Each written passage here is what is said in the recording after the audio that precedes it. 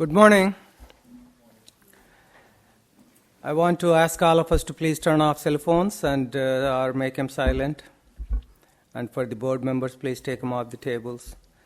You may notice board members accessing their laptops during the meeting. They're using the laptops for the purpose of looking at the board materials in electronic format. This is an official business meeting of the Medical Board of California. As such, disruptions of the board business will not be tolerated. We have a designated time on the agenda for public comment and ask for public comment on each agenda item. I ask that you be respectful of the need to conduct the board's business. Should anyone disrupt the meeting, I will ask the person to conduct him or herself in such a manner that permits the board to transact its business. This meeting will be available via teleconference. Individuals listening to the meeting will have an opportunity to provide public comment and will be assisted by a moderator who will be facilitating the teleconference process. For those members of the public participating via teleconference, please wait until the moderator has introduced you before you make your comments. To request to make a comment during the public comment period, press *1. You will hear a tone indicating you are in the queue for comment. If you change your mind and do not want to make a comment, press #. Assistance is available throughout the teleconference meeting. To request a specialist, press *0. Each person will be limited to 3 minutes per agenda item. During the agenda item 16, public comments on items not on the agenda, the board has limited the public comment period for individuals on the teleconference to 20 minutes. In addition, public comment from individuals here at the meeting will also be limited to 20 minutes. Therefore, after 20 minutes, no further comments will be accepted. During public comment on any other agenda item, 10 minutes will be allowed for comments from individuals on the teleconference line and those in the audience. After 10 minutes, no further comments will be accepted. Business services staff will be assisting me with receiving the public comments via teleconference during this meeting. The board welcomes public comment on any item on the agenda, and it is the board intent to ask for public comment prior to the board taking action on any agenda item. If for some reason I forget to ask for public comment on the agenda item, you wish to speak on that item, please raise your hand or come forward and you will be recognized. I would like to request all speakers to complete presenter slips so I can call on you by name at the appropriate time and the record of this meeting can be full and complete. However, this is voluntary. Please give the speaker a slip to Ms. Stoof. Ms. Stoof, I'll do my best to call upon everyone who has supplied a slip for the agenda item and recognize those who wish to make last-minute comment. We plan to end today's meeting. It says at 2 p.m. I say it's 1 p.m. today. Kim will introduce the guests. Kim, please go ahead. I'd like to introduce Christine Lawley, who's the Deputy Director for Board and Bureau Relations at DCA. And then also Karen Fisher is here, the Executive Officer of the Dental Board. And then we'll be hearing from her in a moment, but we actually are honored to have Dr. Smith from the California Department of Public Health. She's the director over there, and we're lucky to have her here with us today. Thank you. Welcome to Medical Board. Now I would like to call the meeting to the order. Ms. Stoof, for roll call, please. Dr. Bolott? Present. Dr. Bishop? Here. Judge Feinstein? Here. Dr. Hawkins? Here. Dr. Kraus? Present. Ms. Lawson? Here. Dr. Levine? Here. Dr. Lewis? Present. Ms. Pines? Here. Ms. Sutton-Wills? Here. Mr. Warmoth? Here. Ms. Wright? Dr. Yip? Here. Dr. Gonadev? Here. Thank you. Thank you. We have quorum. I would like to remind the members again that we will be taking a roll call and vote on all action items. Moving to agenda item 15, public comments not on the agenda. I have one slip. Okay, that's 24. Okay, I'm sorry. Any public comment on items not on the agenda from the audience? On the telephones? Comments on the line? No comment. Thank you. Anyone here, Kim? Okay. So the next agenda item is item number 16, a presentation on the statewide prescription opioid misuse and overdose prevention workgroup and the Office of Health Equity.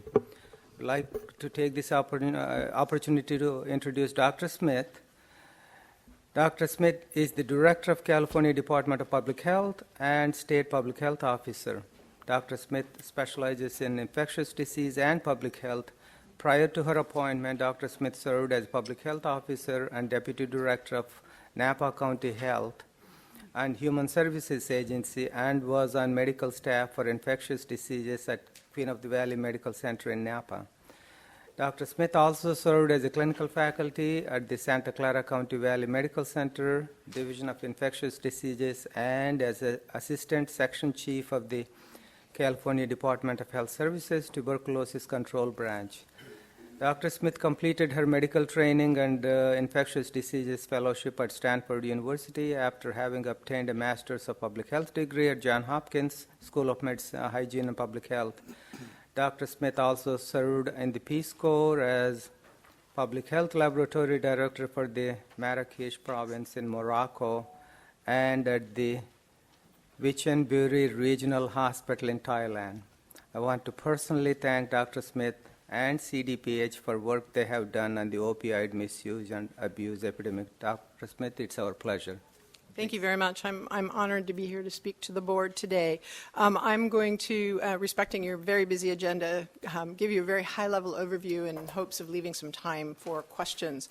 I'm going to talk first about the statewide prescription opioid misuse and overdose prevention workgroup, a name that just trips right off the tongue. I'm going to describe first what the work group is currently doing, and then talk to the very pivotal role that the medical board has played in this working group. Because I have to, it's a requirement whenever I speak, I'm going to show you some data. I'm kidding, sorry. This is just to point out that we have seen a little bit of a decrease. This is mortality rates from, on the top line is prescription opioids and the bottom line is heroin. And that we did see a slight decrease, but now flattening off of mortality rates for prescription opioids. Beginning in about 2009, but the rate of heroin overdoses leading to death is continuing to increase. This slide, I think, is actually even more pertinent to the board's work in that this shows you the relationship between opioid prescriptions and emergency department visits over the past few years. And as you can see, there continues to be a slow but steady increase, despite the fact that the number of morphine milligram equivalents of prescription opioids per patient has decreased. We're really not making very good inroads into the required. These are folks who actually go to the emergency department, many of them with an overdose or significant over-medication.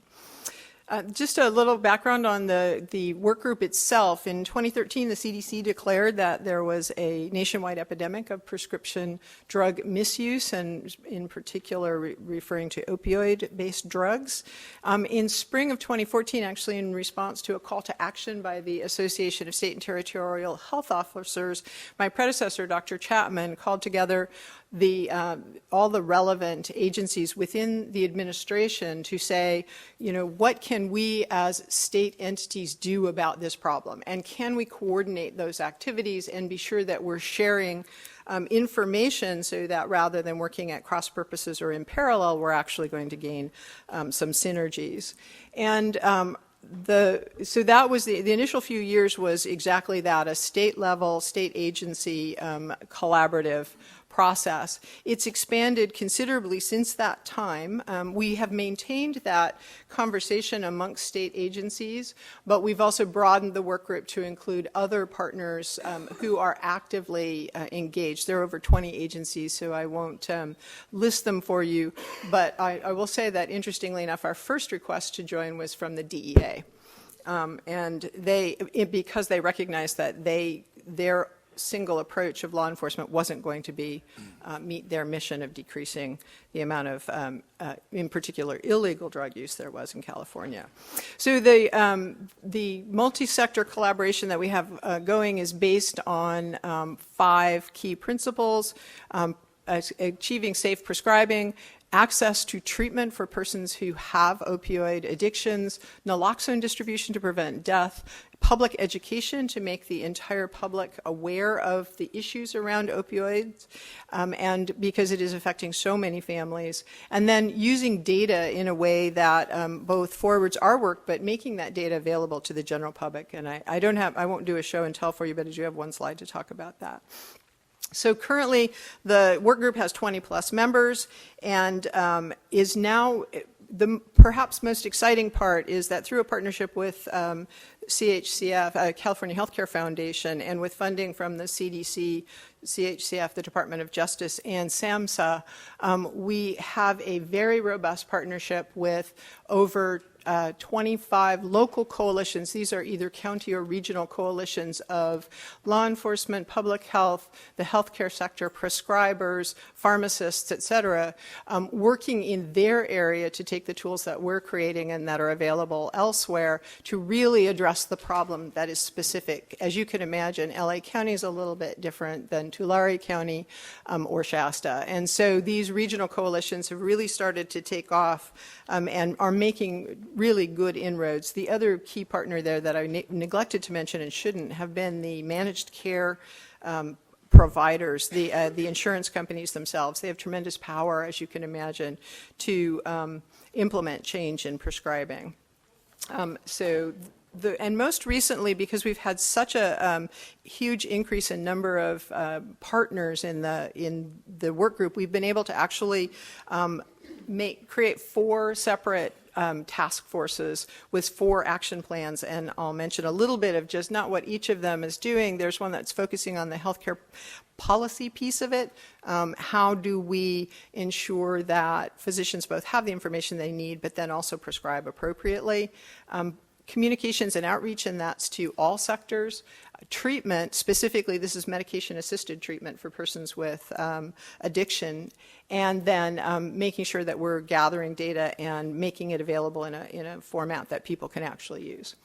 So just to hit some of the key things that the work groups are doing, we will be having a summit in May of 2017. You're all invited. We're going to bring together best practices, leaders from both healthcare system but also other partners to share strategies and solutions and create some best practices that we can agree upon across the state of California, in particular around safe prescribing, but also increasing the use of the CURES database, which is our prescription drug monitoring database, and which has had a huge improvement over the past 2 years. It's really become a very user-friendly. I know I had to sign up as well as everyone else, and so I actually went in and used the system, and it's actually it's much better than it was, and the data that it's putting out is really helping to inform our work. We're also going to be looking at the summit access to treatment for addiction. Really exciting for me, a thing that we're doing in partnership with UC is academic detailing. So the work group is actually creating a curriculum for practicing physicians that they will then take to physicians' offices, just as your friendly neighborhood pharmaceutical company does, and really speak directly to physicians and other clinicians to answer their questions about their practice and provide very specific expert advice. We're hoping that that's going to really have good uptake and be useful to physicians, and if it is, then we'll be seeking funding to expand that. The Communications Task Force has combined funds from the Department of Healthcare Services Substance Use Policy and Prevention Division, as well as some of our CDC funding, and we will be creating a statewide awareness and education campaign, which will hopefully deliver compelling messages to the general public to be aware of the issue and what to look for, and hopefully shifting some consumer and patient attitudes and behavior. And then we are doing a policy scan, an environmental scan of policy, to try to look at what's working and what the work group can do to support and promote and facilitate really systemic change through policy. And the treatment task force is actually tracking and monitoring new medically assisted treatment initiatives and naloxone distribution sites across the state. We're in the process of creating a web-based application so that wherever you live, based by zip code, we can provide you with information over the web for you to provide to patients, for physicians to provide to patients, and for their own information. And then our data gathering and sharing task force is working with multiple state agencies to define standard measures of performance in this area of opioid misuse and abuse so that we can monitor our progress as a state. So the really fun stuff, I know that the URL is weird. It's down at the bottom there. I strongly encourage you to check out our opioid surveillance dashboard. This is an interactive dashboard where you can both drill down on any given indicator into a state, into a county, and in some cases city level data. Then you can also look at and flip with one single click. You can flip from mortality rates to prescription rates to ER visit rates, et cetera. And so it's really a very powerful tool and helps to inform you about what's happening in the area where you're practicing, but also has statewide data. This is just a static view, but it's a pretty easy to follow database. So I want to switch gears really quickly to talk about the role which the medical board has played. From the very beginning, the medical board's been a key partner and was one of the first partners in the working group. And they have really been a leader from the very beginning. The first most obvious thing that the medical board did was to release their revised guidelines for prescribing. And this it came out long before the CDC had theirs. Congratulations. And it is an example of the sorts of materials that we have posted. The way that we've coordinated between state agencies is each of the websites where these materials are linked to the others, and they all have a similar look and feel. And that's designed to provide the impression and with the reality of the fact that the state is working together so that you know when you see that look and feel, the color palette, the fonts, et cetera, but also the quality of the materials that will be there and that it's a reliable resource. And then because the CDC did subsequently come out with guidelines, and they do differ in some small ways, the medical board took on the task of doing a side-by-side comparison, which has been extremely helpful. And really the bottom line is that there are a few differences. They're not major in general, and the two complement each other. They actually have a slightly different focus, and so if used together, they really can be a very effective tool for prescribers. The other thing is the medical board has helped us with a Cures user attitude survey. This is a way that we're tracking how successful the Department of Justice's funded Cures database is. They are continuously improving it, and they're using the information that they get back from users to actually do that. And the medical board's been a major contributor to implementing and maintaining that survey and promoting participation in the survey, because we all know that as a general rule, physicians do not respond to surveys in high numbers, but actually getting really good feedback on this. And the board continues to work actively and participates and comes to attendance at pretty much every single meeting, which I really appreciate, that they have been such a key partner and participating on many of the different task forces in a regular way. We could not have been, none of us could have done what we've done so far in California and without the participation of the medical board. So thank you all very, very much for that. Do we want to take questions now or wait until the very end? It's probably good to take a few questions right now. Yeah. Yeah. Yes, please. Dr. Lewis. Hi, Dr. Smith. Thank you for the most enlightening presentation about this important healthcare concern. I was looking through your slides, and what I didn't see, unless I missed it, was collaboration with pharma. Mm-hmm. Because, recently Everett, Washington has now sued Purdue Pharmaceuticals for being responsible for their addiction epidemic in their city. And we all see in the paper, Purdue this, Purdue that, OxyContin. But I don't see pharma. They're not always the bad guys. So where's your collaboration? During the first few years of the work group, because it was a state agency exclusive until I came. There was no role for any external partner. Since that time, we've been adding partners largely upon their request rather than us going out to solicit partnership. And we've only just gotten to a point where we have sort of stable action plans. I think your point is really well taken. You're absolutely right. We do need pharma to be at the table, both to hear their perspective, but also to engage them in actively mitigating this particular public health challenge. And so as we move forward over the next year, I think particularly in the policy realm, I take your advice, and I think we will be reaching out to pharma more actively than we have been. And you're right, basically, and we will. Okay, thank you. Thank you, Dr. Smith. Actually, we think that our guidelines are much better than CDC. So do I, actually. So do I. And I want to publicly thank Dr. Bishop for working pretty hard on those things. So. And Kim and the staff at the medical board really were the heart and soul of that too. Thank you. Thanks, Mike. Yeah. So let me ask you this thing. I know the entire country is going after the prescription opioid abuse, which looks like it's actually somewhat slowing down compared to what the rate of growth before. Mm-hmm. My concern is the rapid growth in the non-prescription fentanyl illegally coming out of probably China through the southern border, where the fentanyl, according to the production where it is done, it could be as high as 100 times more powerful than morphine. So what are we doing on that? So that's you're absolutely right. That is one of the reasons we have heroin up on that first slide, is that's the only drug for which we actually have ICD-10 codes. So just to begin the conversation from our perspective as opposed to law enforcement, it's really hard to get a handle on just how big the problem is.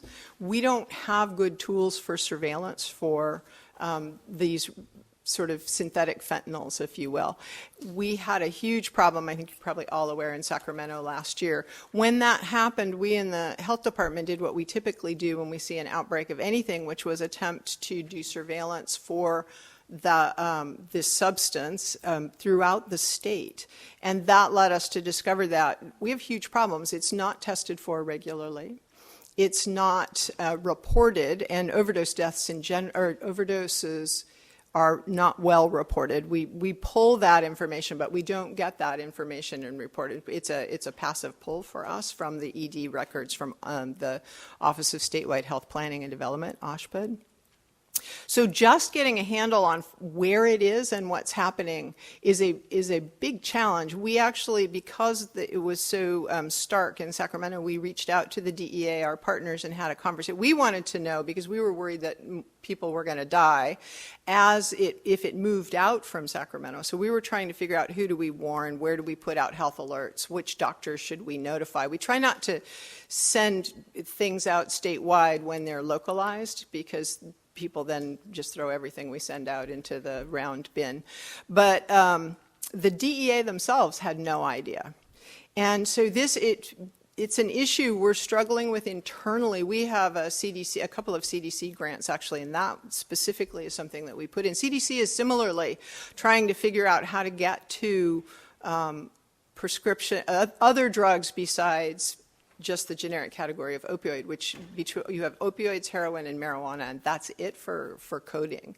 And so somehow we've got to change that, whether it's a voluntary thing, and it would probably be emergency departments, or the other thing that we're trying to do is reach out to local law enforcement and get better data from them on what they see, as well as EMS agencies. Because if you limit yourself to what's happening in hospitals, what you miss are the people who overdose, get naloxone in the field, whether it's through law enforcement in a few places or more likely EMS, and those don't get reported at all. So it's a really interesting and difficult issue for monitoring. And if you can't monitor, it's hard to know how to stop it.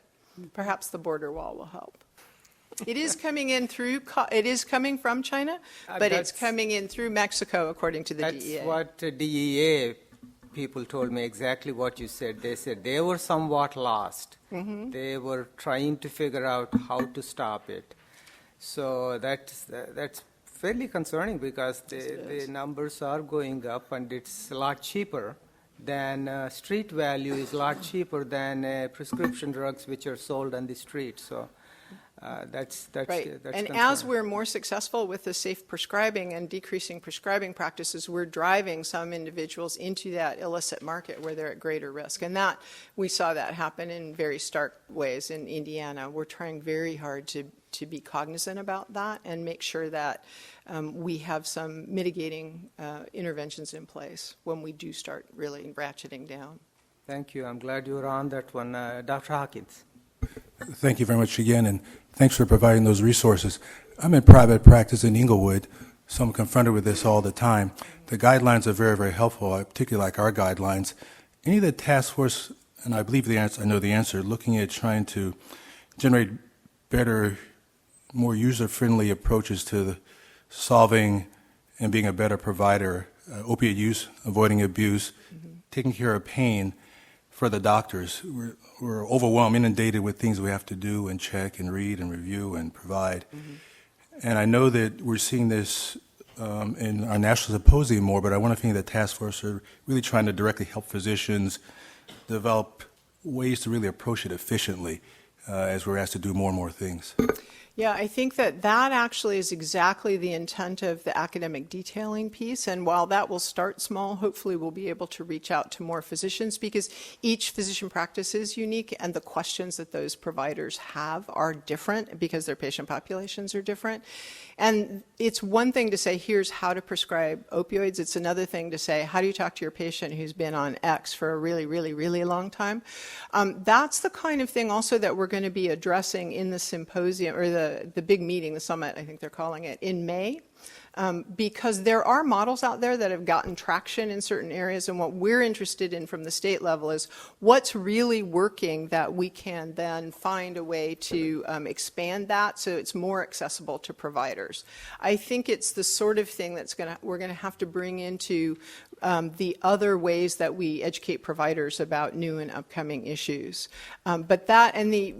For me, I think I never actually, because I was infectious diseases, had to practice, but the questions that I don't know how to answer is, well, what do I do about their pain? Because there really aren't, it's not like there are pain specialists everywhere available, particularly in the areas where we have the highest issues with overdose. And so what are the legitimate options that are really going to be successful? So I think it's an excellent point. Do we have a date for that May meeting? I don't have it with me. We'll make sure Kimberly has it. I'm not sure that the exact date's been landed on, but I know that they're building out the agenda right now. So, Thank you. Dr. Bola. Thank you very much, Dr. Smith. A couple of questions for you, and those are regarding the task force that you have. And one of the key areas, as you mentioned, are the emergency rooms. And there have been initiatives in various parts of this state to try to get the emergency room doctors all on the same page so that on Friday night someone doesn't come in for a squirt of Dilaudid and get out the door. So how much representation do you have with emergency medicine on your task force? Because it's a portal of entry for many patients to continue to receive their opioids. So in terms of individual physicians from emergency departments on the task force, I don't think we have anyone specifically, but what we do have is California Healthcare Foundation. They're the ones who are coordinating and working with these regional coalitions, and that's where that conversation is happening, because the areas that have been very successful, San Diego, Los Angeles, Marin, for example, are actively sharing. We have a learning community through these 27 coalitions and an expert advisory panel, which includes a number of emergency room physicians who actually have taken this on as their specialty.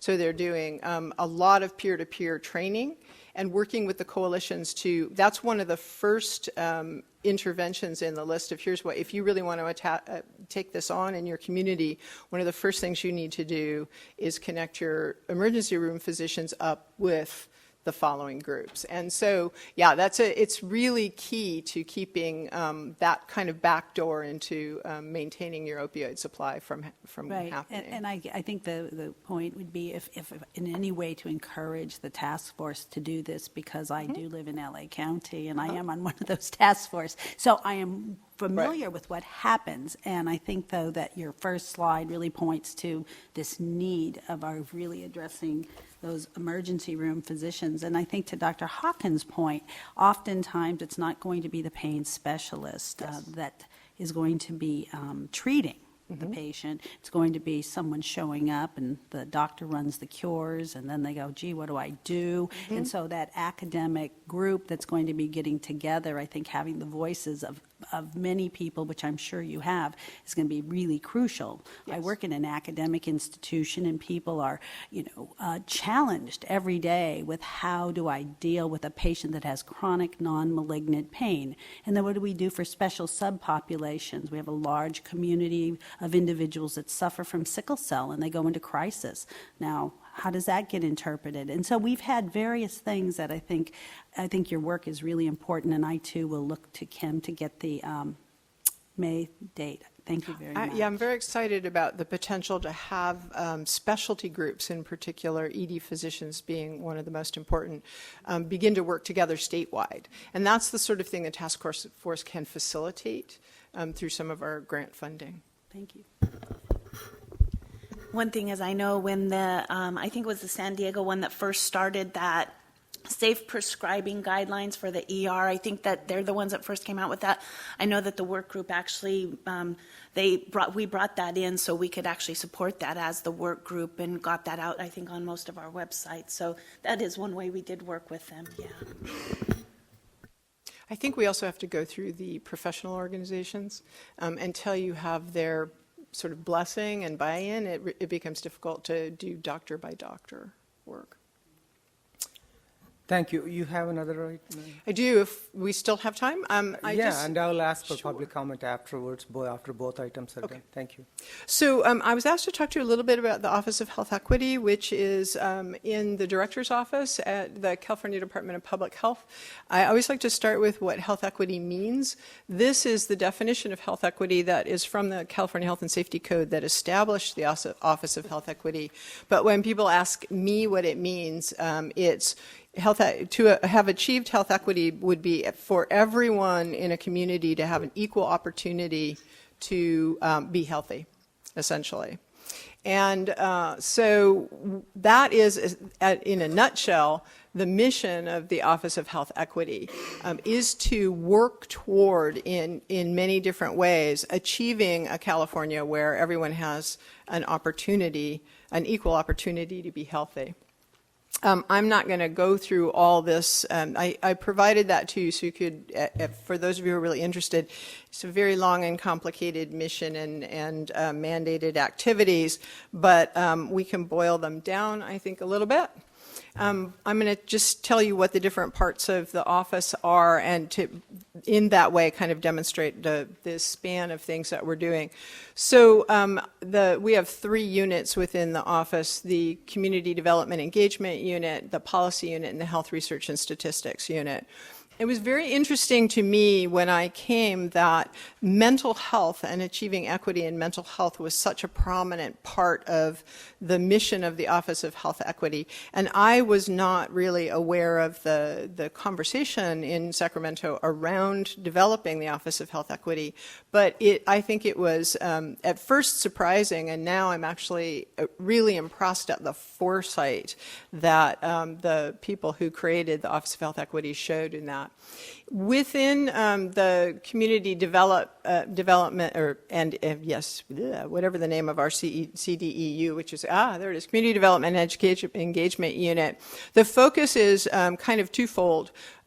Providing technical assistance to other state departments in their mission to actually become more culturally, linguistically, and other competencies in mental health specifically, because mental health is so sensitive to the differences in populations and just simply ineffective if you don't take that into consideration. by far, the biggest part of the work that we're doing in the Office of Health Equity overall is within this realm, and that is the California Reducing Disparities Project, which is a name that doesn't really describe very well what the project does. This is $60 million of Mental Health Services Act money that is going to small groups, small community groups that have been working already in the realm of mental health and reducing stigma in specific subpopulations of the group that were chosen by an advisory committee. What we're doing is funding those groups to both do the work that they have seen work, but more importantly for me as a scientist, we're funding them to increase their capacity to evaluate that work with true outcome evaluation so that we can begin to build an evidence base. There is simply no evidence base for community interventions in mental health. And so when you're trying to apply for grants at the federal level, it's virtually impossible when everybody wants an evidence-based practice with that very restrictive definition of an evidence-based practice. And so in particular, small groups who make up the bulk of the groups that are actually actively intervening in communities are completely locked out of the picture. So that's what this, and I invite you, there's a whole website on the CRDP, and I invite you to check that out to get a little bit more information. But that's by far the largest bit of work within that unit. Although we do have a group that also provides technical assistance across the state. Okay, now let's get to the policy unit. Oops, I went back. In the policy unit, the intent of this unit is to meet the requirements of the statute to look at policy and assess the degree to which policy and proposed policies are actually helping to achieve equity as opposed to inadvertently creating greater disparities and inequities. The bulk of the work here at this early stage in the department is actually in the health and all policies work. So along with the Sustainability Council, Governor Schwarzenegger created the Health and All Policies Task Force. The Health and All Policies Task Force is an interdisciplinary task force whose job it is to look at policies that are being proposed across sectors and saying, are there unintended or good health impacts of these policies? So whether you're making land use policy, transportation policy, or any other environmental policy, what are the effects on human health of this policy? And our team, which is 8 people, actively sits on both on the council, but then also we staff the task force and create policy statements, and we assess policy from a very strictly human health outcome lens for other departments and for the council overall.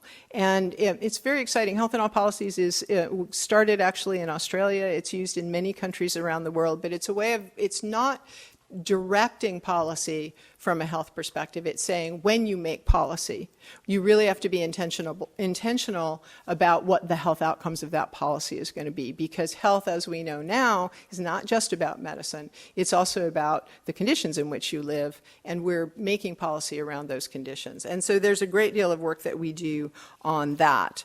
The other thing that we have done is actually do a rigorous assessment of indicators for healthy communities. So when people are working, doing healthy communities work, for example, our accountable communities for health, how do you measure progress? And so we started with almost 300 potential indicators of a healthy community, and have done a really rigorous analysis of the strength of the indicator, its sustainability. Is it actually an indicator of what you want to measure? And have created a data set which we are beginning to gather the data on, that we will be able to sort of put out in geomapping the way we do much of our stuff. But it's still not quite done, but very close to done. I'm excited about that, having come from a place where we were working actively in Napa County on creating a healthy community and engaging a lot of sectors in that work, and having the ability to say, yes, it's making a difference, is huge to sustaining that kind of work. And then the final unit is the Health Resources and Statistics unit.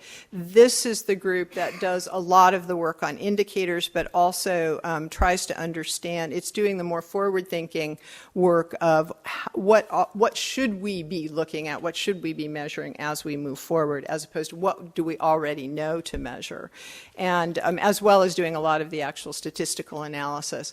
The other piece that's still under development, but I think very important, is this term vulnerable communities is used a lot, and it's beginning to be used in order to make decisions about funding with huge amount of money. In particular, if you look at Cal EPA and the carbon tax and the way that money's being proportionately put out. And it is targeted at vulnerable communities, but right now the definition of a vulnerable community has to do with transit and how close that community is to the potential for things like air pollution and noise pollution. There is a pretty loud voice that says that really we need to be looking at other measures of vulnerability in terms of communities that also should be funded. And so it rapidly becomes a very political conversation when you have money. So what we're trying to do is actually find a data and science-based way of saying, what is a vulnerable community? And there won't be one answer to that, obviously, but it's a very interesting kind of carefully done study. And then finally, equity, and I love this slide because it demonstrates to people the difference between equality. When you talk about health equity, people are like, well, everybody has the same access to health care. Isn't that enough?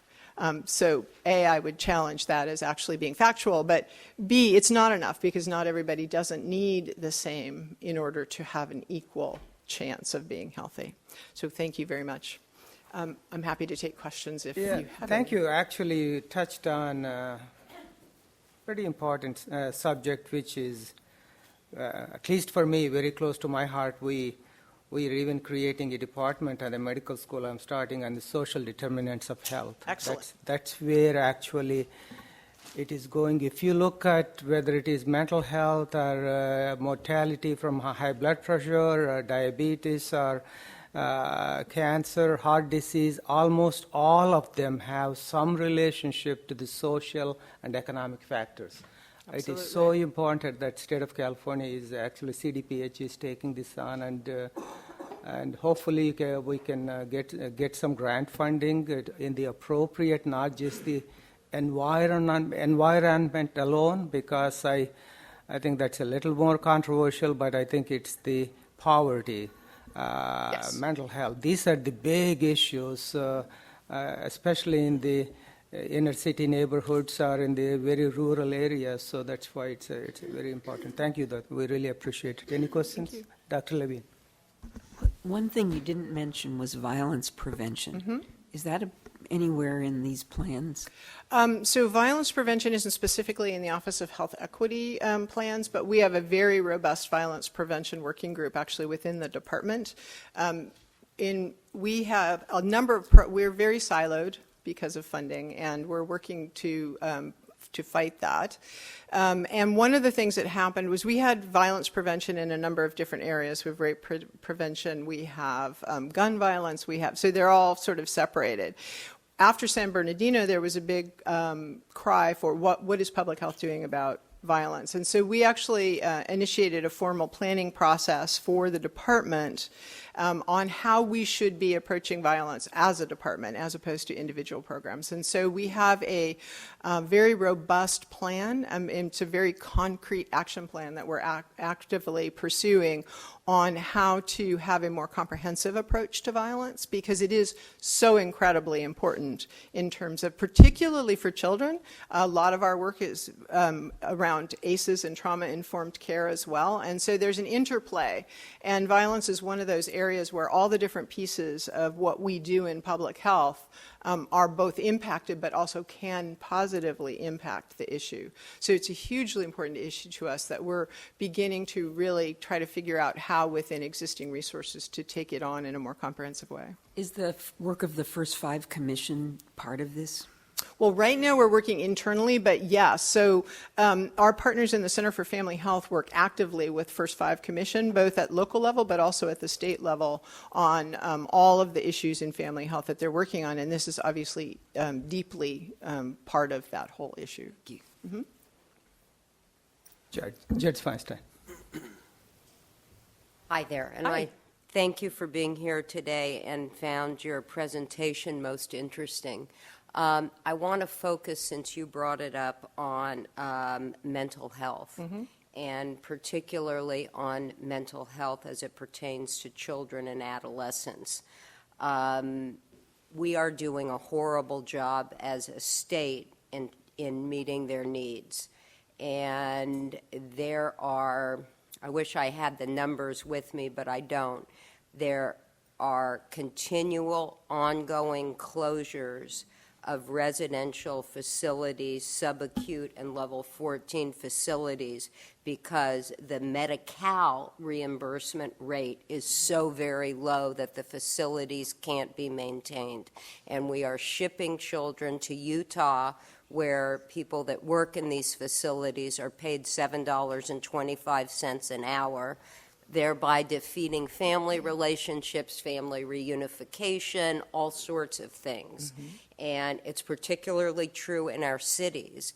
But I hear all this talk about mental health care parity, which does not exist. And I would like to know what your group is doing about this, because all these young people, with whatever their mental health issues are either going to be in our schools, on our streets, or worse, if we don't start serving them better. And we're doing I can't think of a state that's doing it worse. I'm sure there's one out there. But yes, the there big are. states, the big states are doing a much better job than we are. Well, we could talk about Texas, but No, we're doing a terrible job. no, I do not. So I could be a choir of one. I have a stepson who lives in a group home, severely mentally disabled, and another stepson who has chronic paranoid schizophrenia. I am, for 25 years, very familiar with the mental health system in California and its inadequacies. This isn't a dodge, but I do have to say that while within the Office of Health Equity, we do have this particular Mental Health Services Act program, mental health services overall are actually managed out of the Department of Health Care Services, which is also where Medi-Cal is. So they have Medi-Cal, substance abuse, and mental health within the Department of Health Care Services, which, while in the same agency, is not under my scope. Also, there's the Department of Rehabilitation. So you touched on several different departments. Maybe that's the problem. It is a very large part of the problem. I agree with you. I don't have easy answers. I don't think there's anybody working in the administration who is not, at least in our agency, who's not aware of just how insufficient the system is. I have to say that it is the one thing that keeps me up at night, is that it doesn't feel like we're making progress. And I like to at least feel like we're making progress on these big social issues. I think you've touched on something incredibly important. And if you're interested and would like to give me your card, I will connect you up with somebody that I think will be better able to answer some of your I would challenges. greatly appreciate that. Thank Absolutely. you. Happy to do that. Dr. Yip. I think part of the issue of mental health is we have a big shortage of mental health workers, nurses, social workers. When I was at the Health Professional Education Foundation, we actually reach out and try to give more financial help and scholarship to people who want to be in that field. One of the main factors that we actually don't have enough people who want or interested in working for mental health. The other thing I'd like to really thank you for the education today, both talk, but I'd like to hear what your work related to what I have been seeing, and I have not seen any progress in the States, is obesity. It's a big issue. I'm a urologist. 30-40% of my patients are Medi-Cal related, and I see all the notes from the primary care. They ask about violence, do you have guns at home, etc. They actually ask about mental health. we do a lot of data collection, but we don't see outcome. And I don't see any improvement in obesity treatment and all that. I'm sure there's some, but I don't see it up. So obesity treatment is Or slightly education different. or So the prevention. issue of obesity is at the heart of chronic diseases in general. It's certainly it's the single greatest risk factor for pretty much every chronic disease that we talk about, and it's based in those social determinants of health. There is nothing medical about obesity and why we have such high rates of obesity. We are making progress in pediatric obesity in California. The rates have improved in not every single county, but virtually every county, and so that's important to recognize. And as far as adult obesity, I agree with you. We're not making progress. Well, actually, in the past 1 year, I've seen 3 patients, 18 years and younger, weigh 400 pounds. Yeah. I was involved I didn't because say nobody we'd can put a fixed the caffeine in. problem. So I those are said we're pediatric making progress. And again, my challenge is always we work at a population level as opposed to at an individual level. But we have a Center for Chronic Disease Prevention and Health Promotion that is working actively on obesity. This is always what I hate when government says this, but I sort of have to. We work on what we're funded to work on because there is no general fund available for this problem. But we do have a lot of partnerships, and we are actually doing a lot of work through our WIC program, through our Nutrition Education Obesity Prevention program. I have to say that the bulk of the work that we're doing in obesity prevention is in children, because that's where we've got models that we have seen actually work.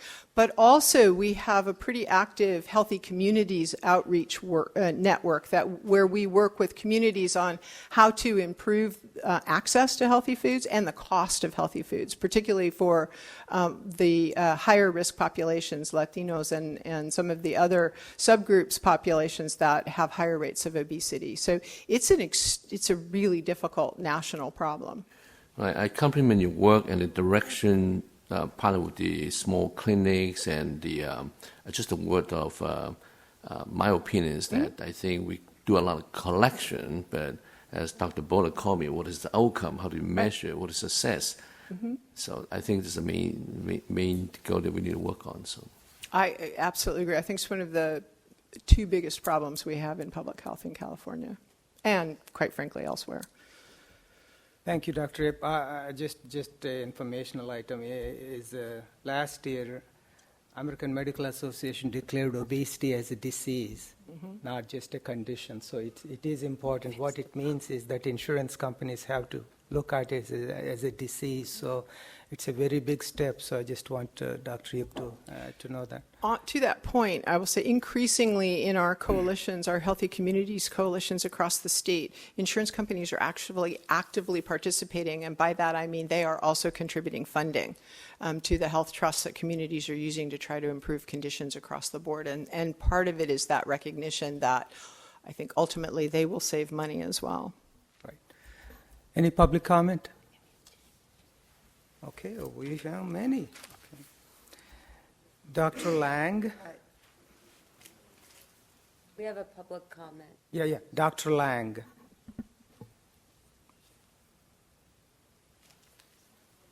None on the phone.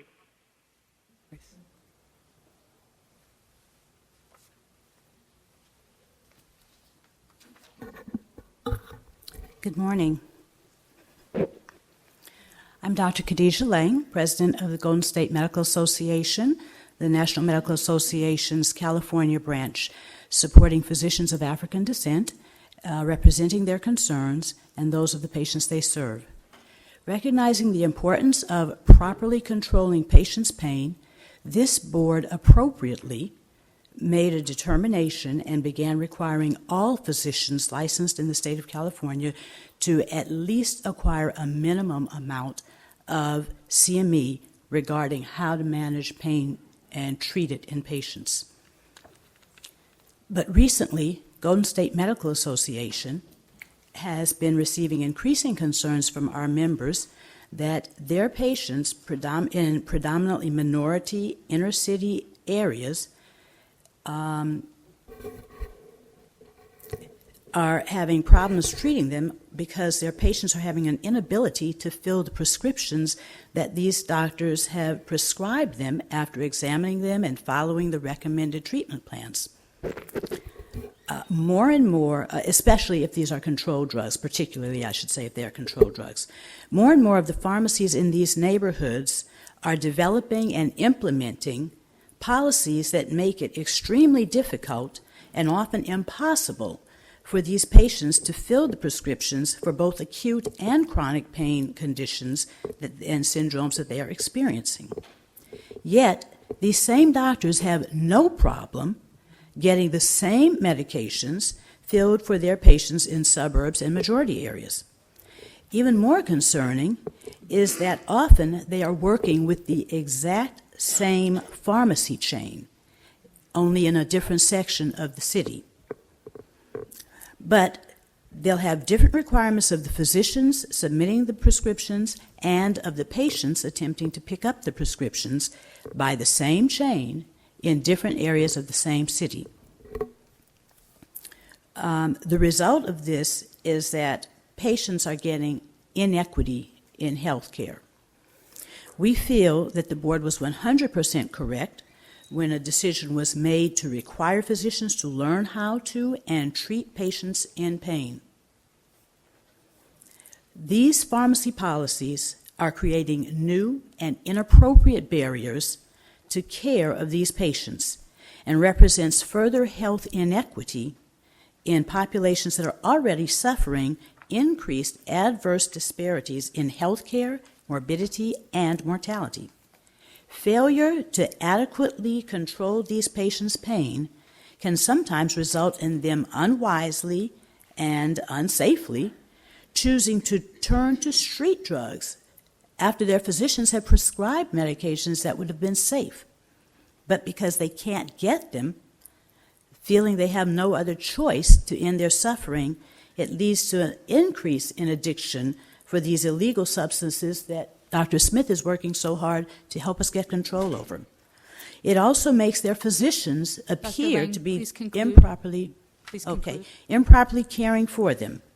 So we respectfully request that the board exercise their authority over consumer affairs and look into these concerns to try to see how we can get better access and equity for pain control for patients in inner cities. Thank you. Thank you, Dr. Lang. Ms. Kirschmeyer will work with the pharmacy board. I think that's where the issue has to be dealt with, but we will follow up. Thank you. Next comment is from Mr. Tim Madden.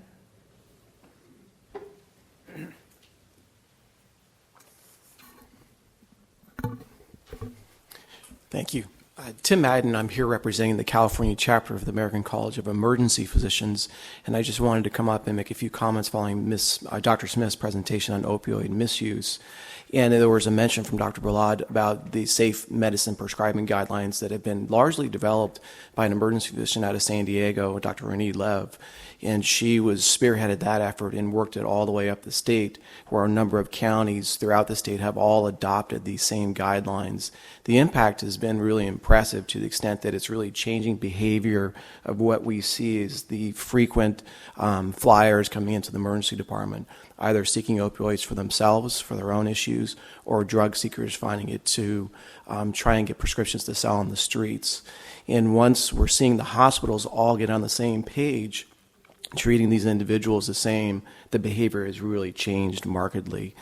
These are guidelines that our association promotes, as well as the California Medical Association, the California Hospital Association, and the Emergency Nurses Association. And as Ms. Kirschmeyer mentioned, the medical board has been very helpful in getting those over to the Department of Public Health as being a part of their program. To the extent that we can participate with the Department of Public Health, we're more open to doing that and fitting in and trying to stop this progression wherever we can. Thank you. Thank you, Mr. Madden. Any other comments from the audience? Comments on the phone? Do we have any comments on the line? Comments on the phone. Thank you. Dr. Smith, thank you again, and I can assure you from this board that will be your true partners in both of them, that is opioid epidemic and also social determinants of health. So Please feel free to work with Ms. Kirschmeyer and the rest of the board anytime you feel. Thank you. The next item is item 17, presentation on the board's demographic study by the California Research Bureau. Here to make the presentation is Mr. Patrick Rogers, a senior policy analyst with the Bureau. While Mr. Rogers comes forward, I would like to take a moment to thank the Bureau for conducting this study for the board. As members remember, this independent study was requested by the medical board after the concerns were brought to the board's attention. We know it took a lot of time and analysis, and we appreciate the Bureau for performing the study. Mr. Rogers.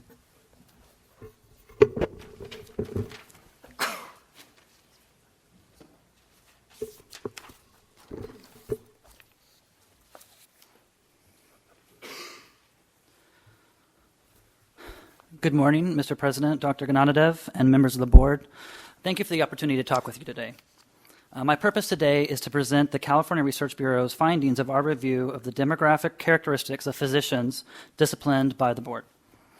As the board is aware, the impetus for this study comes from the concerns of BAPAC, the Black American Political Association of California, and GSMA, the Golden State Medical Association, about the perception of disparities in how the Medical Board of California disciplines physicians. They have argued that the medical board disciplines minority, particularly African American physicians, more often and more severely compared with their white colleagues. In December of 2015, the Research Bureau met with representatives of BAPAC and GSMA to hear their concerns in more detail.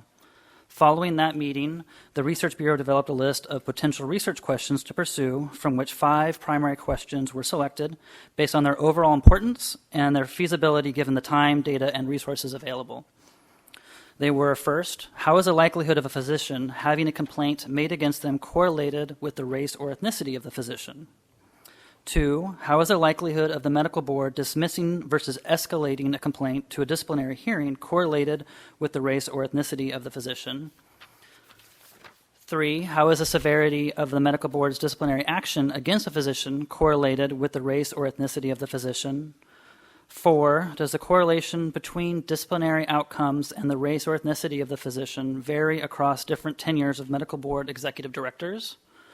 And 5, does the correlation between disciplinary outcomes and the race or ethnicity of physicians vary whether the medical board's Panel A or Panel B reviews the investigation?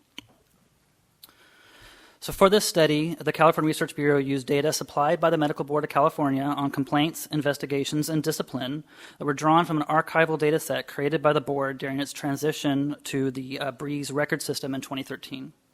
The archive data covers July 2003 through June 2013. Physician-level data were drawn from a similarly archived data set created of all active physicians as of June 2013. Physician demographics were drawn from responses to a voluntary survey that the medical board sends to physicians when they renew their licenses. As part of that survey, physicians are asked to provide their ethnic background across 25 potential categories and are able to select more than one. They also have an option to decline to state. These survey responses were used to identify the race for all responding physicians. The Research Bureau began by first identifying non-responders. Of the 125,000 active physicians included in the study population, 25,000 did not provide data on their ethnicity. In some cases, the question was left blank. In other cases, a respondent checked the box marked decline to state. This represents a response rate of 79.98% of all physicians in the study. This is fractionally beyond the threshold for which the Office of Management and Budget recommends testing for non-response bias. In order to test for that, we conducted 2 analyses. First, we benchmarked survey respondents against the expected number of physicians as estimated by the U.S. Census using the American Community Survey. In general, the distributions were in close alignment. However, there are 2 exceptions, one for Latino physicians and one for physicians who responded other. One explanation for this could be differences in question wording. The census asked 2 separate questions, one about Hispanic, Latino, or Spanish origin, and a second about the respondent's race. The medical board's survey asks a single question about ethnic background and combines Hispanic, Latino, or Spanish origin with both race and other national origins. Such differences could result in the same person responding differently to the two surveys. However, we cannot be sure of the actual cause of the discrepancy. As a result, we do recommend caution in interpreting all the subsequent results, particularly regarding Latino physicians. To further assess bias, the Research Bureau also evaluated whether there were differences between how survey respondents and non-respondents regarding their likelihood of receiving a complaint. We found a small but statistically significant difference between the groups. It appears that non-response bias was present in the data and that there are differences in the likelihood of complaints for responding versus non-responding physicians. However, the effect is quite small and does not appear to be correlated with race ethnicity, with the exception of Latinos. We also urge anyone interpreting the result of the study to be aware of other limitations. Although the study started with a large overall sample, complaints, investigations, and discipline are each rare events.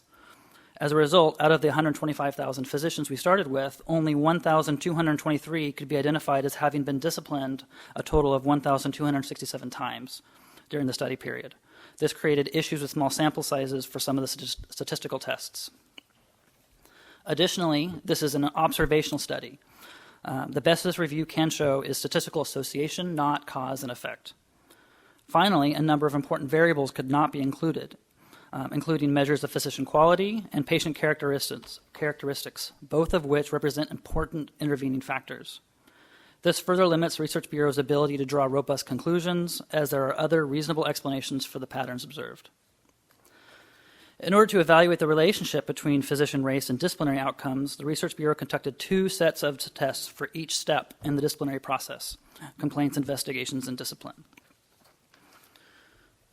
The medical board reviews complaints submitted for a number of physician violations, including substandard care, prescribing issues, billing issues, sexual misconduct, impairment, unlicensed practice, unprofessional conduct, and other practice issues.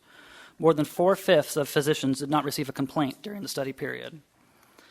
An examination of the complaints using a chi-square test of independence showed that there was a relationship between physicians' race and the rate of receiving a complaint, and that the correlation was unlikely to be random chance. To provide further detail, the Research Bureau conducted a multivariate logistic regression and calculated odds ratios for key variables of interest. In addition to race indicators, the regression controls for physician age, sex, board certification, training status, hours reported spent on patient care, research, teaching, and administration, and other, and demographic characteristics of the county of practice were included. After controlling for those intervening factors, physicians identifying as Black or Latino showed an increased likelihood of receiving a complaint. On average, holding other controls constant, the odds of a complaint being made against a Latino physician were 1.1 times more likely than for white physicians. Likewise, a Black physician was 1.4 times more likely to receive a complaint. Asian, Native Hawaiian Pacific Islander, and non-responding physicians were all less likely to receive a complaint compared to white physicians, while Native American, other, and physicians identifying with two or more races did not show a significant result. Once a complaint has been made to the medical board, its central complaint unit evaluates the details of the complaint and determines whether an investigation is required. Out of 32,978 complaints, 7,731 resulting in an investigation. This represents 23.4%. The majority were dismissed, referred for mediation, or were minor violations that resulted in a fine. An examination of the complaints data using a chi-square test of independence showed that the relationship, again, between a physician's race and the rate of complaint dismissal were correlated, and the correlation was unlikely to be due to random chance. As with the analysis of physicians to complaints, the Research Bureau conducted a multivariate logistic regression and calculated odds ratios for key variables of interest. After controlling for intervening factors, physicians identifying as Latino or Black continued to show an increased likelihood of a complaint escalating to an investigation. On average, holding other controls constant, a complaint made against a Latino physician was 1.3 times more likely to escalate to an investigation than ones against white physicians. Likewise, a complaint made against a Black physician was 1.2 times more likely to escalate to investigation.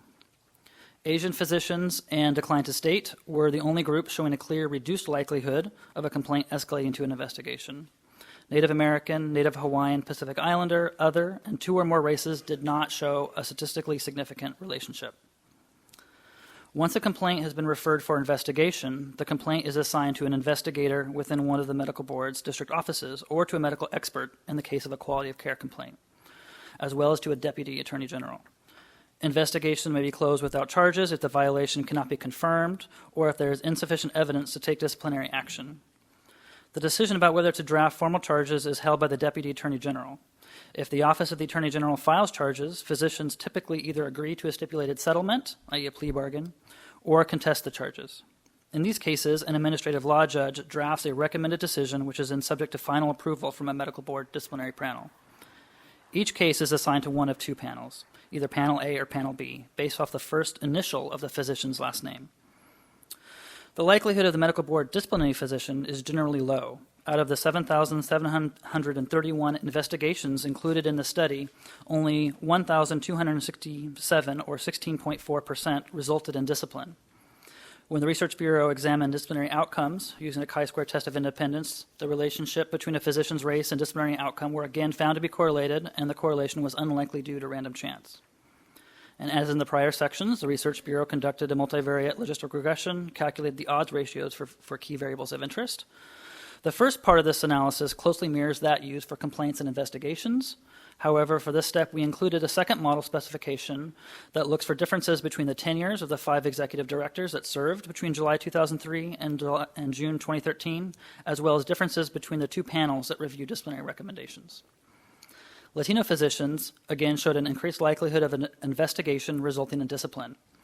On average, holding other controls constant, investigations made into complaints against Latino physicians were 1.6 times as likely to result in discipline as ones against white physicians, who are used as the reference category. No other groups were significantly more or less likely to have investigations result in discipline. The Research Bureau also looked at whether the likelihood of discipline was related to the executive director's tenure and the race ethnicity of the physician at the same time. Likewise, the Bureau evaluated the likelihood of discipline given both the disciplinary panel and the race ethnicity of the physician. These are referred to as interaction effects. Controlling for other characteristics, the analysis was unable to identify an effect on either directorship or panel selection for minority physicians. In summary, the impetus for this research was a concern from stakeholders that minority physicians, especially black physicians, are disciplined more often than their white colleagues. The analysis focused on evidence of disparate outcomes for minority physicians at the level of complaints made, investigations conducted, and disciplinary decisions. Returning to the 5 research questions we were asked to review and emphasizing the necessary caution in drawing conclusions or assigning a cause to these patterns, we found 1.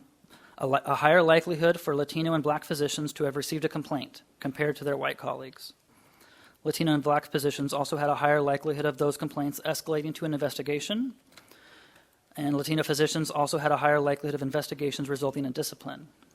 The different tenures of medical board executive directors were not correlated with the likelihood of minority physicians receiving discipline, and likewise, the panel assignment was not correlated with the likelihood of minority physicians receiving discipline.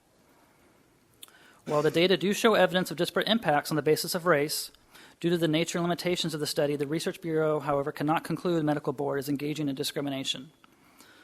Now, I can now answer any questions that you have. Thank you, Mr. Rogers. As you mentioned, this is an observational study, so thank you for doing all the work. Questions? Dr. Cross.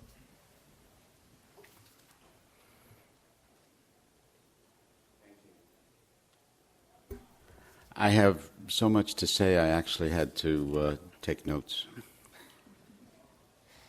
In my opinion, the board owes thanks to the late Dr. Anthony Jackson for having brought our board to the realization that discrimination should never be assumed to be absent from our process, but rather we must always be vigilant to prevent discrimination.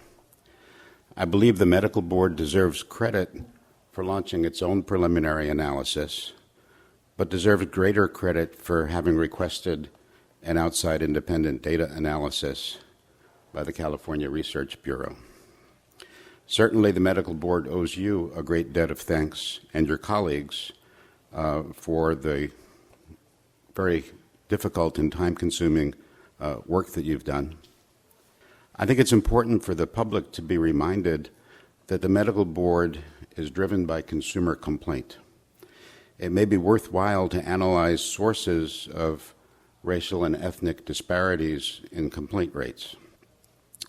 The public must also be reminded that the CRB analysis studied disparity, and disparity if it exists, does not ipso facto mean that discrimination is the source of disparity. While the CRB analysis does not prove discrimination, we must be mindful that neither does it prove that there is no discrimination. Purposeful anti-discrimination activity requires much more than the board making a policy statement. We should assume that there may always be discrimination, and therefore we must endeavor to find it, stop it, and prevent it in an ongoing manner. I am pleased that the medical board president will appoint a task force, but I am hopeful that we may find benefit after we hear the work of the task force in perhaps establishing a standing anti-discrimination committee. While the data analysis covers the time period 2003 to 2013, and we can't necessarily be responsible for what has occurred in that era, I'm hopeful that there is no discrimination in the process at this time, but I take very seriously that it's our obligation to find it, stop it, and prevent it, and I think that has to be in an ongoing fashion. Thank you, Mr. Rogers. Thank you. Any other comments from the board? Yes, Dr. Hawkins. Thank you very much, Dr. Krause. I appreciate and support your comments. Just a couple of questions. How significant is the failure to identify themselves as a race or not? How significant is that where the person declines to state their ethnicity or race? And although not really sure, I really wonder, and I think you actually pointed to the fact that when we think about Latino, when we think about Mexican Americans trained in the U.S., when we think about individuals from other countries, South America, for example, how does that figure into these numbers? And just finally, do we know did you study whether the person had counsel impacted on discipline? So the last question, no, we were not able to even look at whether they had counsel. That's actually one of the critical and intervening factors that I was concerned about, but I was not able to get adequate data about whether or not they had counsel. Part of there too is that there's a multi-step process, and so if they have, you need to know when they have it, not just if they had it at some point. So unfortunately, we were not able to control for that. In terms of the question of self-reporting, that is also one of the limiting factors. We don't know for what reason somebody might decide to decline to state versus to not versus to respond.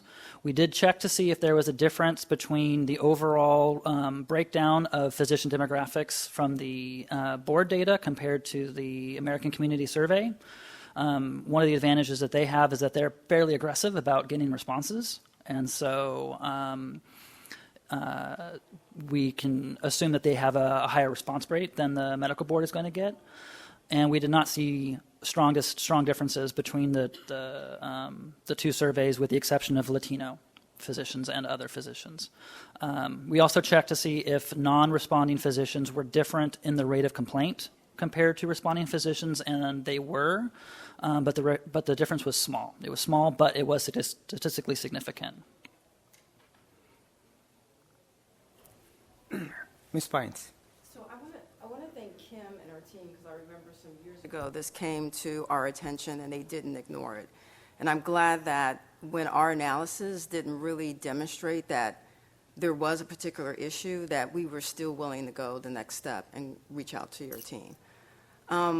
So the report demonstrates or shows that there is disparities, but not exactly what's causing the disparities. Correct. And when I heard you talk about this report, I also heard multi-departmental potential causes or links to. So potentially us, potentially the DAGs, potentially the judges. I know that we have diversity, well, not diversity, but sexual harassment training, and there's some diversity training inside of that, and I wanted to see if, Kim, do we have any diversity training that we do with the staff? So right now, every 2 years, all staff is required to take the sexual harassment prevention training, I should say. And it's actually, when they take that, part of that is looking at protected classes. So it does go through that. So it talks to it during the training, but because of Mr. Patrick's report, and we've been in contact with Mr. Rogers, and so we've been in contact with him, and so knowing that this was coming forward, I actually reached out to the Department of Consumer Affairs, because one of the things is their training out there, because of the multifaceted approach that, there's multiple entities, including the experts, when they get a case and when they review it and opine on it. What we want to do, and I've talked with Ms. Lawley, is get with Solid, who's the DCA training group, and identify some experts, and I actually think that they actually have a couple individuals that work for them that actually have diversity training, because it needs to be more in depth than that, because we have to be proactive about it. And so although there's no findings in it, the reasons for the disparity, we need to go that extra step. So everybody, in my opinion, if the board agrees, in my opinion, everybody from the start of, the complaint coming in the door, although we can't control complaints that are received, that's outside of our control, external to us, but from the time the complaint's received, so all of the analysts that handle it, all of the individuals who review it, next step investigators, the deputies, all the way through the staff, then that go through the next step of it, and then all the way to the board members. That training should cover that broad sense of everyone. So I think we need to actually develop a training, and there might be something out there. I haven't had the chance to really go look and see what all is out there, but if not, we need to have it developed, and Solid can do that. The one thing we'll need to do is, because we have probably close to 1,500 experts that review our cases, we would want to have something that could be a online training that they would be able, and as well as for board members, we'd want to be able to send it out and make sure that they're taking it to where, as they go through, there's the clicking of the button to make sure it's actually been read and have gone through, kind of like the training that's required now. They have those steps to make sure the individuals can't just click through it. So we want to make sure that we develop something that's pertinent to staff and everyone else along the process. Dr. Yip. Is it going to be a one-time study, or we have prospective, concurrent, looking at cooperate with our staff and you? Hopefully we have a report once a year or once every 2 years, how to refine it by insurance type, language of the patients, county, etc.? Actually, I'll announce the task force. We got multiple tasks for the task force. It will be our job, not his. So. Yes, Dr. Bola. Thank you very much. This was really very enlightening information, but I want to kind of go back. I'm not sure if this was Dr. Hawkins' question, but because there are so few Latin American and African American physicians in the California pipeline as it is, can you break out for us the data that shows us for the international as well as the USIMG, and does training make a difference? Because our academic centers in many places, our workplaces, are looking at about cultures of inclusiveness and diversity, and the fact that we are having to be and needing to have inclusiveness and diversity as part of what we do and how we think and how we retrain our physicians. I'm just curious if where they trained has an impact. So I looked at training status, whether they were currently a resident or not, whether they were currently a fellow, and the years of postgraduate training that they had. We looked at whether they were in-state or out-of-state physicians, and then we were not able to look at like the quality of the institution. But I didn't have data on every physician on whether they were international or domestic. But there was a limited set for which I was able to get data on that, and when I ran that, it made no difference. And by that I mean it did not change the racial. It did not affect the race was not correlated with that. Ms. Willis, go ahead, please. I also had a question about whether there was information about identifiable surnames that you looked at. We did not have anything like that. Okay. Is that something that's accessible to you? So we had names. I'm pretty sure I know for at least some of the data sets there were names included, but I did not attempt to do things like identify the name and from that kind of try and intuit the race of the physician. The most I probably would be willing to do with that would be to do something along the lines of do it as a data check against the survey response on the race ethnicity question. Since they were responding, we thought that was a better measure, and I didn't want to try and combine the two responses into some kind of aggregate measure of ethnicity because that would add a lot of error to our variable.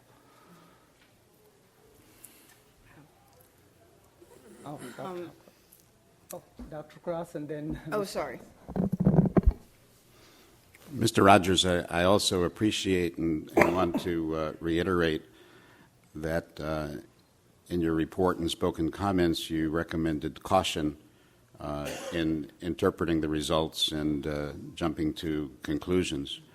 And I also want to reemphasize to the public that 25,000 of the physicians that are included in the study practice outside the state of California. And the medical board is somewhat limited in analyzing the processes that occur in other states, and we take the conclusion of actions in other states to be factual, and in many cases we take actions based on processes that have occurred outside the state of California. I also want the public to remember, as you stated, that 20% of physicians have failed to identify with a particular racial or ethnic categorization. It was interesting to see in the statistical analysis that the non-responders had lower rates of complaints, lower rates of investigations, and lower rates of discipline. So I wonder if we'll ever know why that is. But I think that to whatever extent the medical board can encourage licensed physicians to be more accurate in their own data reporting, that will also help us in ongoing analysis of data prospectively. Ms. Pines and then Mr. Warman. I was just going to say that, typically when we get to a point of having to do a study or an analysis, that it has impacted people. And in this case, it has impacted some people who came to us. So one of the recommendations I like to make is that we have a meeting where we listen to what those challenges have been so that we can sort of just get to the discovery of where the problems may lie. So I like to, as part of the task force, that we have a listening opportunity to include those parties. Right. Okay. Mr. Warman. Dr. Bishop. I'm mindful of the fact that the complaints are the source of all the data. And do we know anything about the nature of the complaints and or the, quote, egregiousness or the source? Again, that might make a huge difference as we've talked about, as Dr. Krause has talked about. Some of these are coming from other states, but if the sources of the complaints are, for example, 805 report or another state, or is it anonymous, or is it from a hospital, or that might help us to determine again if this, because it seems like it starts off initially with some differences right at the bat. And would you have the ability to massage this data anymore to look at the complaints themselves? See if there's any differences in, again, the source and the nature / egregiousness of what is complained about. I can imagine if someone is complaining that someone was rude to them versus 805 report because of 3 patient deaths, to see if, again, there's any disparity from that standpoint. So there was a variable included in the data that I received on the complaints that looked at the type of complaint. And I was able to look at, include those as controls in some of the models that I ran. That I don't believe I had information on whether it was a hospital, coming from a hospital, or who was the complainee, or complainor. but I was able to look at the type of complaint. So was it a quality of care complaint? Was it a billing issue? That sort of thing. And many of those were significant, but they did not affect the coefficients for the race questions. Yeah, Dr. Levine. Thank you so much. This is obviously incredibly detailed work, and I think we really appreciate it. Given your comments about the issue of small numbers, can you project how long a period of time we'd need to mitigate that issue, to get enough data to draw conclusions? And is it such a long period of time that it would begin to raise questions about the validity, if you will, of making assumptions, say, over a 20-year period? Yeah. I haven't done a power analysis. Was what you're looking for? Is essentially, can we answer this question? How much data? How many observations do we need? I have not done that. Looking at the number of potential confounds that I can think of just off the top of my head in terms of things that would affect the likelihood of getting a complaint, of an investigation being triggered, and that investigation resulting in discipline, the number is going to be very large, particularly considering, starting from the number of physicians. By the time you get to how many physicians are disciplined, the numbers are very small. I think an observational study probably would be unfeasible there. And you would probably need to do something more along the lines of an actual experimental approach to actually get an answer. I don't know whether that's even possible, given the fact that these are practicing physicians, and there's only so much work you can have them do for you. So I think that's unfortunately where we're at. Thank you. Thank you, Mr. Rogers. Even though it's observational study, even though we can't conclude anything from it, I think this board takes it very seriously. Let me put it that way. I just want everybody to know this is the board. This board is the one which asked for this study. And you can look at this board. This is very diverse group of board members. So after looking at the entire thing, what I wanted to do was create a task force. And the task force, they can review the existing complaint, investigation, and disciplinary process to better understand the institutional and procedural issues. They will also meet with the stakeholders like Ms. Pines recommended. Ms. Kirschmeyer, Ms. Pines, and I spent quite a bit of time on this one. Ms. Kirschmeyer is the executive director, and Ms. Pines is my vice president. So I decided to have two task force members. One is Dr. Krause, who has been working with you on the indicators, and Ms. Jamie Wright. Ms. Wright has contacts with the community, and she volunteered to be on. So I would recommend this. I would create this task force, and they will do the work, including working with the stakeholders and looking at this complex process. Don't forget that this process involves everything from the number of complaints to the consultants who review the complaints to the Attorney General's office and the investigators from the Department of Consumer Affairs. So it's not medical board itself. It's a fairly detailed, complicated process. We want to look into and really see if there is even a remote possibility of anything related to race, where they went to school, whatever it is. So we don't want that come into play. This board's job is to protect the consumers, period. So that's what we'll do. Any comments from board members? Okay. Public comment. I have two. Dr. Lang.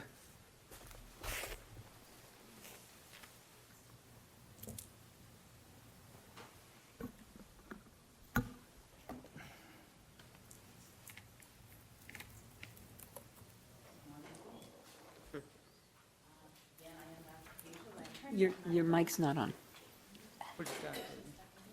Yeah, if it turns green, okay. Thank you. Good morning again. This is still Dr. Khadijah Lang for Golden State Medical Association. And I would like, on behalf of the local societies in California that I represent, as well as all of our members, I would like to first and foremost say thank you to Ms. Kirschmeyer and to this medical board, because we really feel that the fact that you listened when we came forward with these complaints, with these concerns rather, the fact that you actually listened to what we were saying was something that was very positive, that gave us encouragement to continue trying to establish communication and help get you better informed about what's actually happening with the troops on the ground. So we have a strong desire to say thank you for launching this study. I would also like to say that the study has now been completed. For me, I'm not a statistician, but what I heard was that it does bear out and confirm our initially stated positions, that there are some increased things going on against physicians that are African American and Latino. And I think it's really important for the board to remember, since you are protectors of the consumers, that the average African American physician has 3.5 to 5,000 patients per physician, as compared to the average white physician that has 1,000 to maximum 2,000 patients per physician. So whenever a physician that's African American is removed from a community for a non-patient compromising issue or offense, you're impacting significantly a much larger number of patients that are depending on these physicians in areas that are already doctor deserts. I think it's really important for us to look, because of that disparity, it's important for us to look further. I agree 100%. I appreciate Ms. Pine's recommendations that we look further to find out what are the etiologies of this and what can we do to decrease that. But because even a difference of 1.4 or 1.2, that's significant. 1.4 is 40% increase, and that is significant. So I think it's really wonderful that you guys are already moving forward with the next step and planning to look further and see how we can prevent this from continuing to happen, so that our patients can have better care, and our physicians, who have actually been funded and supported by public dollars as they go through residency training, all of them are supported by Medicare dollars. I think it's important that we not lose these physicians who have so much invested, so much knowledge that they are trying to give back to the community. So we at Golden State are ready to help you and support you if there's any information you need from us that can help look at differences that might be impacting that. Bear in mind that the average, that it's already documented, that African American physicians as a whole are making less money than Caucasian physicians, and therefore the profit margin is smaller. And so once we have an increased accusation rate, it's going to be harder for the black doctor to defend themselves, because they don't have as much money to hire legal counsel and therefore be able to go through the process and withstand the constraints and limits that are put on them during that time period. So I would also ask that you bear those things in mind as you go through your further evaluation. Thank you. Thank you, Dr. Lang. And as I mentioned before, the social determinants of health, it applies to doctors too. Mm-hmm. When the doctor practices in a poorer neighborhood, they cannot hire appropriate consultants, appropriate attorneys. We know that. The task force will look into almost everything. Thank you. Next one is Julie D'Angelo-Felmeth.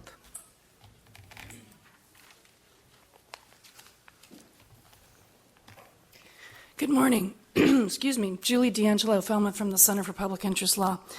I first want to say that I don't disagree with anything anybody here has said today. I just wanted to give you some information. As some of you know, I served as the Medical Board Enforcement Monitor from 2003 to 2005. And I have some comments based on what Dr. Bishop said and Dr. Krause said. My appointment in 2003 followed closely after the legislature enacted in 2002 some priority enforcement areas. This is in Business and Professions Code section 2220.05, I believe. These are types of complaints that the board is expected to give priority attention to. One of the things that I was required to do as enforcement monitor was to look at the nature or the source of complaints or reports that most reliably lead to medical board disciplinary action in these priority areas. And I did that. And I found that mandated reports, particularly Section 805 reports of hospital disciplinary action, and at that time it was 801 reports of medical malpractice payouts, much more reliably led to medical board disciplinary action than did consumer complaints. In fact, the vast majority of consumer complaints are closed without formal investigation of any kind. So I did that, and that's what I found, but my study was done at a very early time after those enforcement priority areas were enacted. And I think that it might be time to revisit that issue or that mandate. You have 12 more years of enforcement data under your belt since I was required to do that study. And this might be an appropriate issue for the task force to look into in terms of the findings of the California Research Bureau study. Thank you. Thank you, Julie. Next is Dr. Sawaj.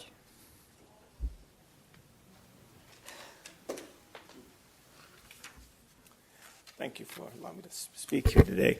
I'm Dr. Savage, and I'm an associate with Dr. Jackson on this project, and it's a great loss for his passing. And actually, he and I have talked about this a great number of times. There's a term that he likes to use is unconscious bias. I think, I appreciate the statements all the commenters have made, and I think they're very right on spot. But my fear now is we're going to get into studying too much of nuances that are not very important but factual.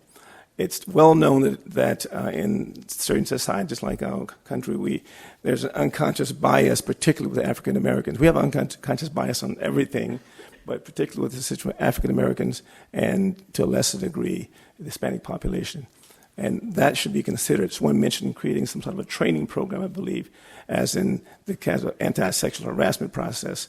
Well, that's probably need to be done in this setting of making people aware of their unconscious bias. There are many, many studies have pointed to this fact.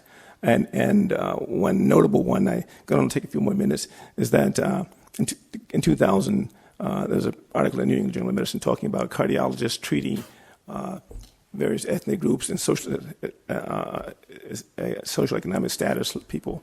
These were all actors. They were matched for economic value, for their physical appearance, etc. And it just turns out that the more African American type folks, the poorer people, got less treatment.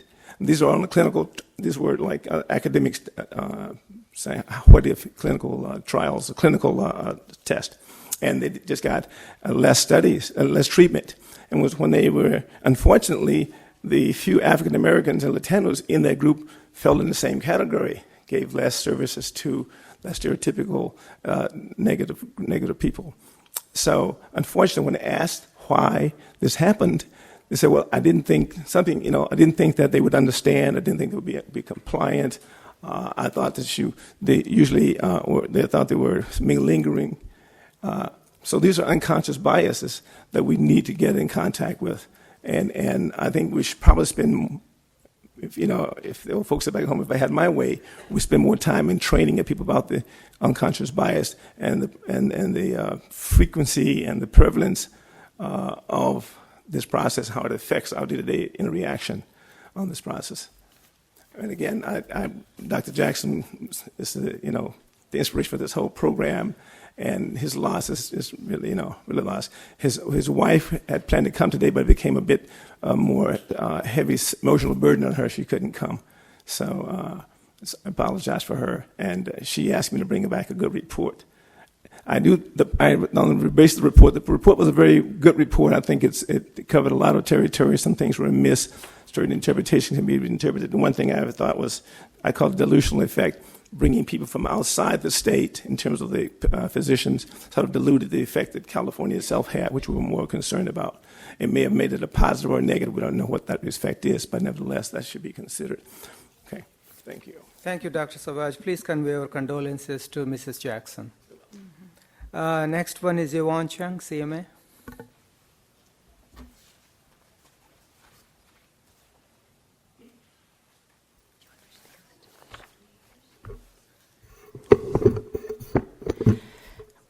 Good morning, Yvonne Chung with the California Medical Association. We would like to thank the board and CRB for completing this important study. CMA represents over 43,000 physicians, and we really recognize the need to do whatever we can to maintain a diverse physician workforce that represents the patients of this state. We do appreciate that the board is taking additional steps to continue to study this issue and that you haven't stopped with the completion of this report.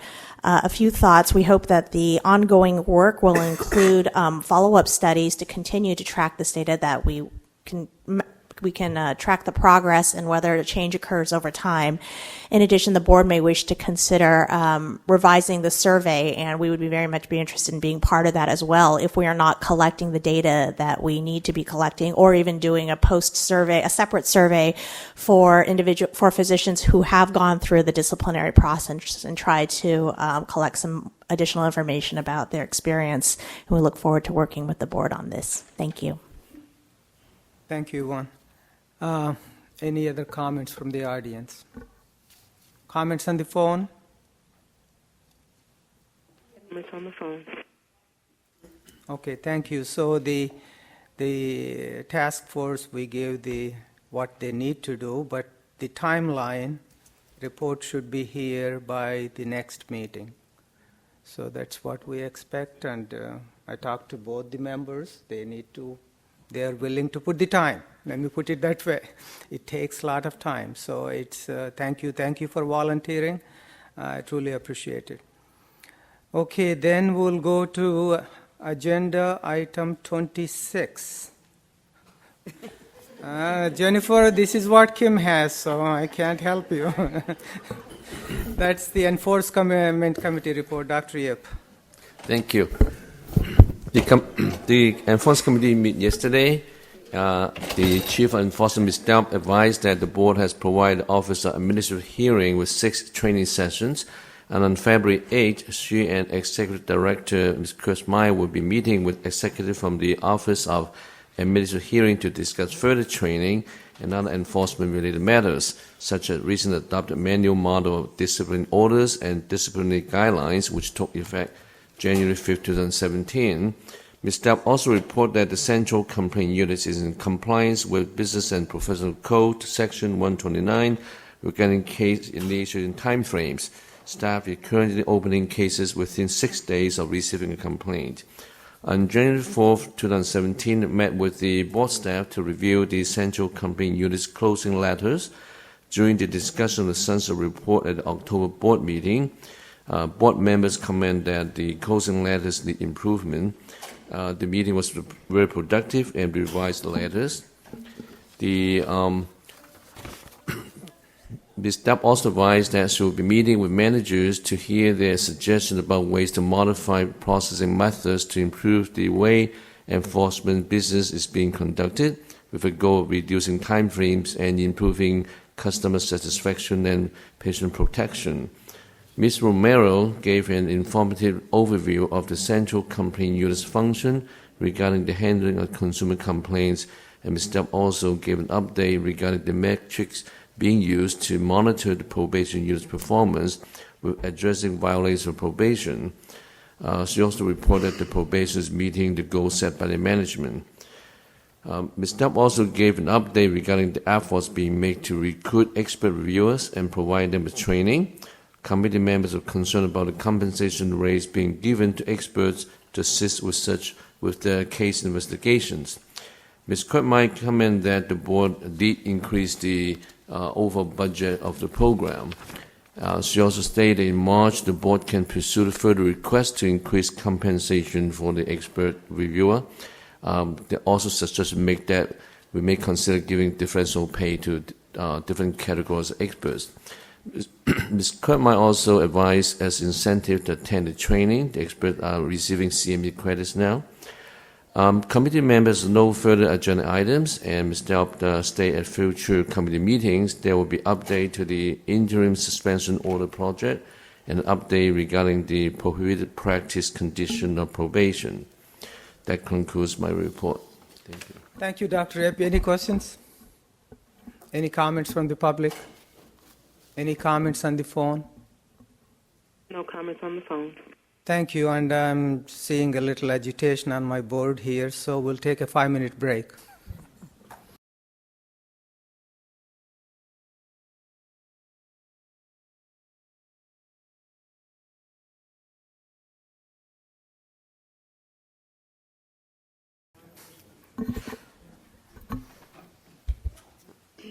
Okay, good afternoon. We're back.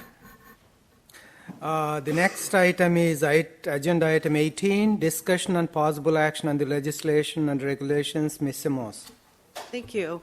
If you turn to tab 18 in your packets, the first thing you'll find is the legislative calendar and the deadlines, and this is just to give you an idea of some of the deadlines coming up. One important one is February 17th is the last day for bills to be introduced. So although we only have one bill today, there'll be many more at our next board meeting.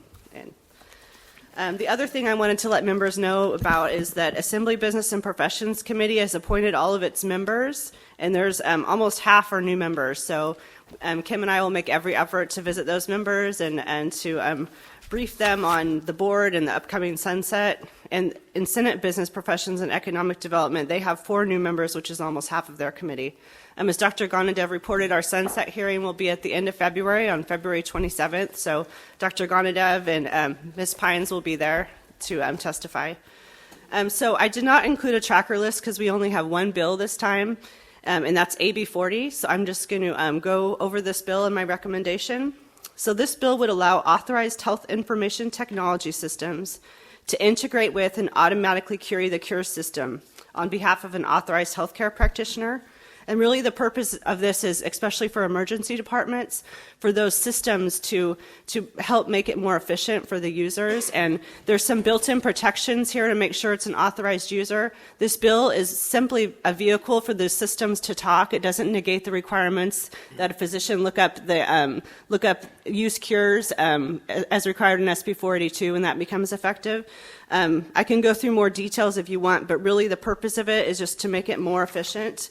We've always believed that cures is very important. Anything that would make it more efficient, as long as it includes the correct protections to make sure that the 482 requirements can be met. So board staff is suggesting that the board support this bill, and I believe the sponsor is also here to talk. I move to support that AB 40. Second. Okay, any discussion? Who is here? Mr. Madden is here representing the sponsors. Emergency physicians. Okay. Still here. It's fine, I think, unless there is a discussion. So, anything else? It's good. It's a good. Okay. It's a good bill. Necessary. Any public comment? Any comments on the phone? He's coming. Oh, come on. Oh, I do have it here. Thank you. Tim Madden, once again representing the California chapter of the American College of Emergency Physicians. As Ms. Simos mentioned, we are the sponsor of this bill. We agree with her write-up and her analysis and her recommendation and the comments from the board. We think this is an important step to encourage the further use of cures, and it integrates into the health information system, so it makes it a little bit more automatic. And we encourage the board to support the bill and available for any questions. Thank you. Thank you, Mr. Madden. Next is Yvonne Chen.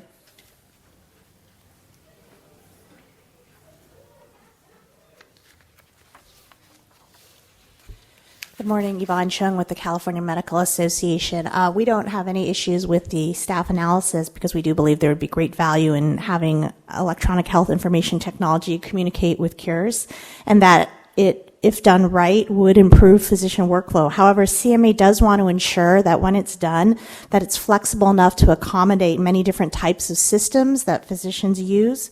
For example, it would be very problematic if a legal structure is established that gives DOJ to shape the ability to shape the HIT landscape by choosing only a handful of vendors to work with. We believe that the language as drafted would do this. We're currently working with the author and the sponsors on this. We believe we also need to be clear about how we consider how this interfaces with the SB 482 requirements. We have some concerns that as drafted, it might not meet the needs of most physicians and may put physicians at risk of being out of compliance with SB 482. So we continue to work with the author and the sponsor, and we would encourage the board to take a neutral position on this bill until we can resolve some of these issues. Thank you. Sure, you got. Thank you. I don't understand. I don't understand what your concern is. I think, so my understanding, I'm not the HIT person in our office, but my understanding is that we wanted to make sure that there was enough flexibility in the language that it wouldn't, that the interfaces wouldn't be limited to certain kinds of vendors on the HIT side. Yeah. There's a number of different systems, Epic, Cerner, and others that are used in the medical field. I presume that's what we're talking about. Yeah, so it's a technical issue. We have no yeah, we'd want to ensure quarrel that with whatever the system concept. is, It's just how it it's has equal done. access by all these vendors, so you wouldn't preferentially allow only 2 out of 6, for example. Right, So but be an it's a assistance. little hard to predict how that would work out. So we just want to make sure Is the that an language is accurate flexible assessment? enough. Yeah. Jennifer, do we have anything to do with this? So in looking at the actual language in the bill, it defines a health information technology system in the bill, and it's a pretty broad definition. So, I mean, to me, I'm not a health information technology expert, but the definition in the bill doesn't look like it's narrowing it to certain systems. It basically says an information processing application using hardware and software for the storage, retrieval, sharing of, or use of patient data for the communication, decision-making, coordination of care, or the quality, safety, or efficiency of the practice of medicine or delivery of healthcare services, including but not limited to electronic medical record application, health information exchange systems, or other interoperable clinical or healthcare information system. So to me, that's pretty broad, and that's how they're defining. It has to meet certain requirements, and those are the requirements to include the protection. So the user has to be authorized. There has to be a trail to make sure that to follow that authorized user. That doesn't mean that the 482 requirements aren't still in there. So when they become operable, that physician will, if we were to get a complaint that the physician didn't check cures, that physician will have to prove that they checked cures before they saw that patient. And this system allows them to do this. Now, this bill doesn't say the person checking cures has to be seeing that patient, but SB 482 requires that. So this bill doesn't negate that. It just is an avenue for the health information. This is more like the avenue for the systems to talk to each other. It doesn't also include the same requirements as 482, but it's different bills. It's really for the systems to talk with cures.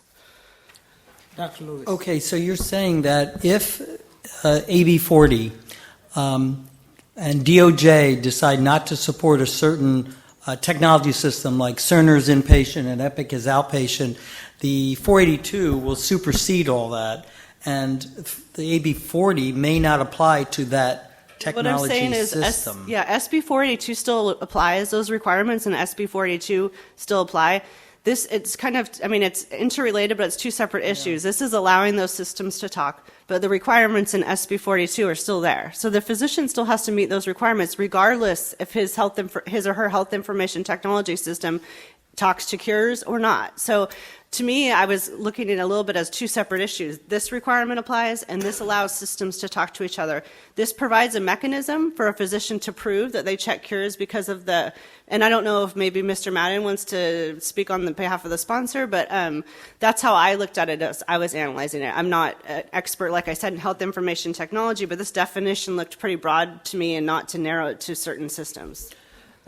Once the bill, if the bill is passed or becomes a law, all the implementation is by the AG's office, nothing to do with the medical board? Well, the AG's DOJ does oversees the cure system. It's a bad thing, but yes. Yeah, so this sets it should have forth been under medical board, but go ahead.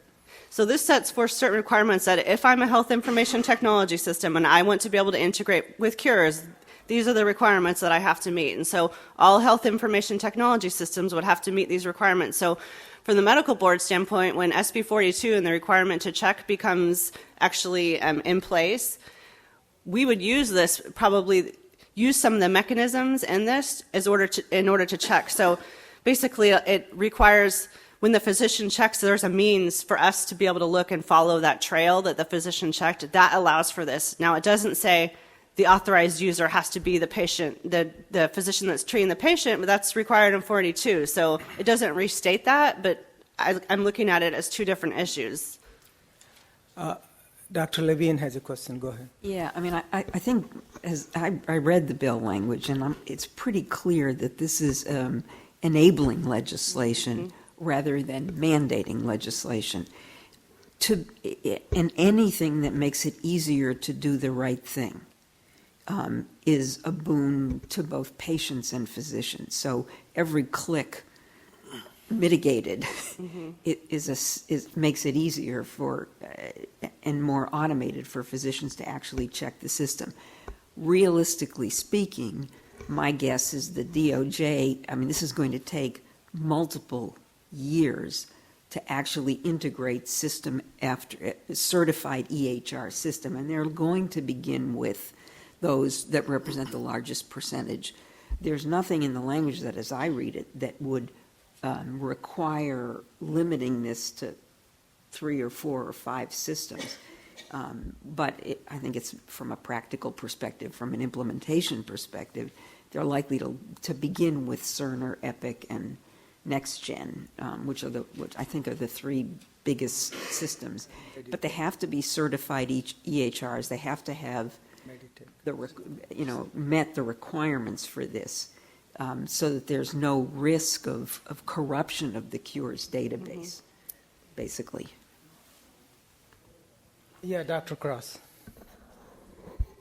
I think that the integration will be a boon to all practitioners, but I respect CMA's concern that we have a healthcare milieu of a variety of different types of practitioners, and every healthcare practitioner in his or her own practice has already spent many tens of thousands of dollars becoming compliant with a Medicare-approved EHR system. So if we were to create this great advantage and have an interface that really only plays with Epic, then many other health systems and physicians would feel obliged to maintain their own efficiency by spending another $10 or $20 or $30,000 to get that one system. So it would be nice if any health information technology system that is already compliant with federal guidelines and meets meaningful use could also be integrated with this technology that the DOJ will provide without great expense to individual practitioners or health plans. So I'm sympathetic with the concern. If I could add, under Part E, it says the department may, in its discretion, determine whether to establish a direct system integration between one or more health information technology systems and the Cures database, or whether to develop a gateway system to which multiple health information technology systems can establish an integration for purposes of accessing the Cures database. While that's pretty open, if they, for example, chose to create a system that eliminated one or more vendors, that would be anti-competitive and would cost a lot of money for the practitioner. I think that's perhaps what CMA is referring to, but the overall concept is awesome and necessary. I agree. Mr. Madden, you were the sponsor, so what do you got? And thank you. I appreciate the opportunity to respond. I believe in that subdivision, the primary reason it says may is not to create the mandate. So when we talk about not putting a mandate on the Department of Justice, so if we require them to do it, then that causes all other kinds of problems in terms of forcing them to do it. So that's why the discretion is still left there. But I would point back to the definition that Ms. Simoes read of a health information technology system. It's specifically written in a way to allow it to be applied to all health information technology systems. It doesn't say Cerner, it doesn't say Epic. For us in the emergency department, there's great value to us, but we understand there's value to physicians in office-based settings as well, and by no means do we want to stop that. So I just want to emphasize that that's not our intent. We have met with CMA on multiple occasions, and we'll continue to meet with them. We are open to tweaking the language to ensure that that does not occur. But at this point, we haven't received anything from CMA as to tweaks to the language to do that. In our discussions with the Department of Justice, we are seeking technical advice from them, and they have not indicated that the way the language is drafted causes any problems limiting which health information technology systems could seek the integration. So I'd like to point that out. This similar definition was also used in Oregon as they needed a statutory change as well. So there is some precedent for this language being used. But once again, we will continue to work with CMA to ensure that we meet the concerns as they're relevant. Jennifer, so I would, there is a motion made and seconded. I would, if the okay with the authors, I would add that it's a broad integration with the broad systems used by physicians. Without that, what good is it? If you don't, it has no value. It might work for some people, but not for most people. So what you want is it should work for all California physicians as long as they're using one of the federally approved IT systems. So with that, I think I have no problem in calling for a vote, and I think we won. Dr. Levine. Yes, I wonder if Dr. Lewis would accept a friendly amendment, given pending the tweaking of the language that we support in concept. Is that a problem? So how would then that? Well, we've done this before. We voted to support the legislative intent and support the intent of the bill, and wait for, it's really early in the session to wait for further update from Ms. Simoes on the process of language tweaking, if you will. I'll change the motion to move that. I will second that. Okay. Any other comments on the amended motion? Any comments on the phone? No comments on the phone. Thank you, Ms. Stoof. Roll call, please. Dr. Bolot? Aye. Dr. Bishop? Aye. Judge Feinstein? Aye. Dr. Hawkins? Yes. Dr. Kraus? Aye. Ms. Lawson? Aye. Dr. Levine? Aye. Dr. Lewis? Aye. Ms. Pines? Aye. Ms. Sutton-Wills? Yes. Mr. Wormuth? Aye. Dr. Yip? Aye. Dr. Ganadev? Aye. Thank you. Motion passes. Thank you. Thank you. So I just have one more item. That's the status of pending regulations. If anyone has questions, the only thing I would like to point out is the disciplinary guidelines were actually approved and effective January 5th, 2017. And other than that, that concludes my presentation unless anyone has questions on the regulatory matrix. Thank you, Ms. Simoes. Any questions on the regulatory matrix? Any public comment? Any comments on the phone? Thank you, Jennifer. Next agenda item is 19, update from the Department of Consumer Affairs. Ms. Lally.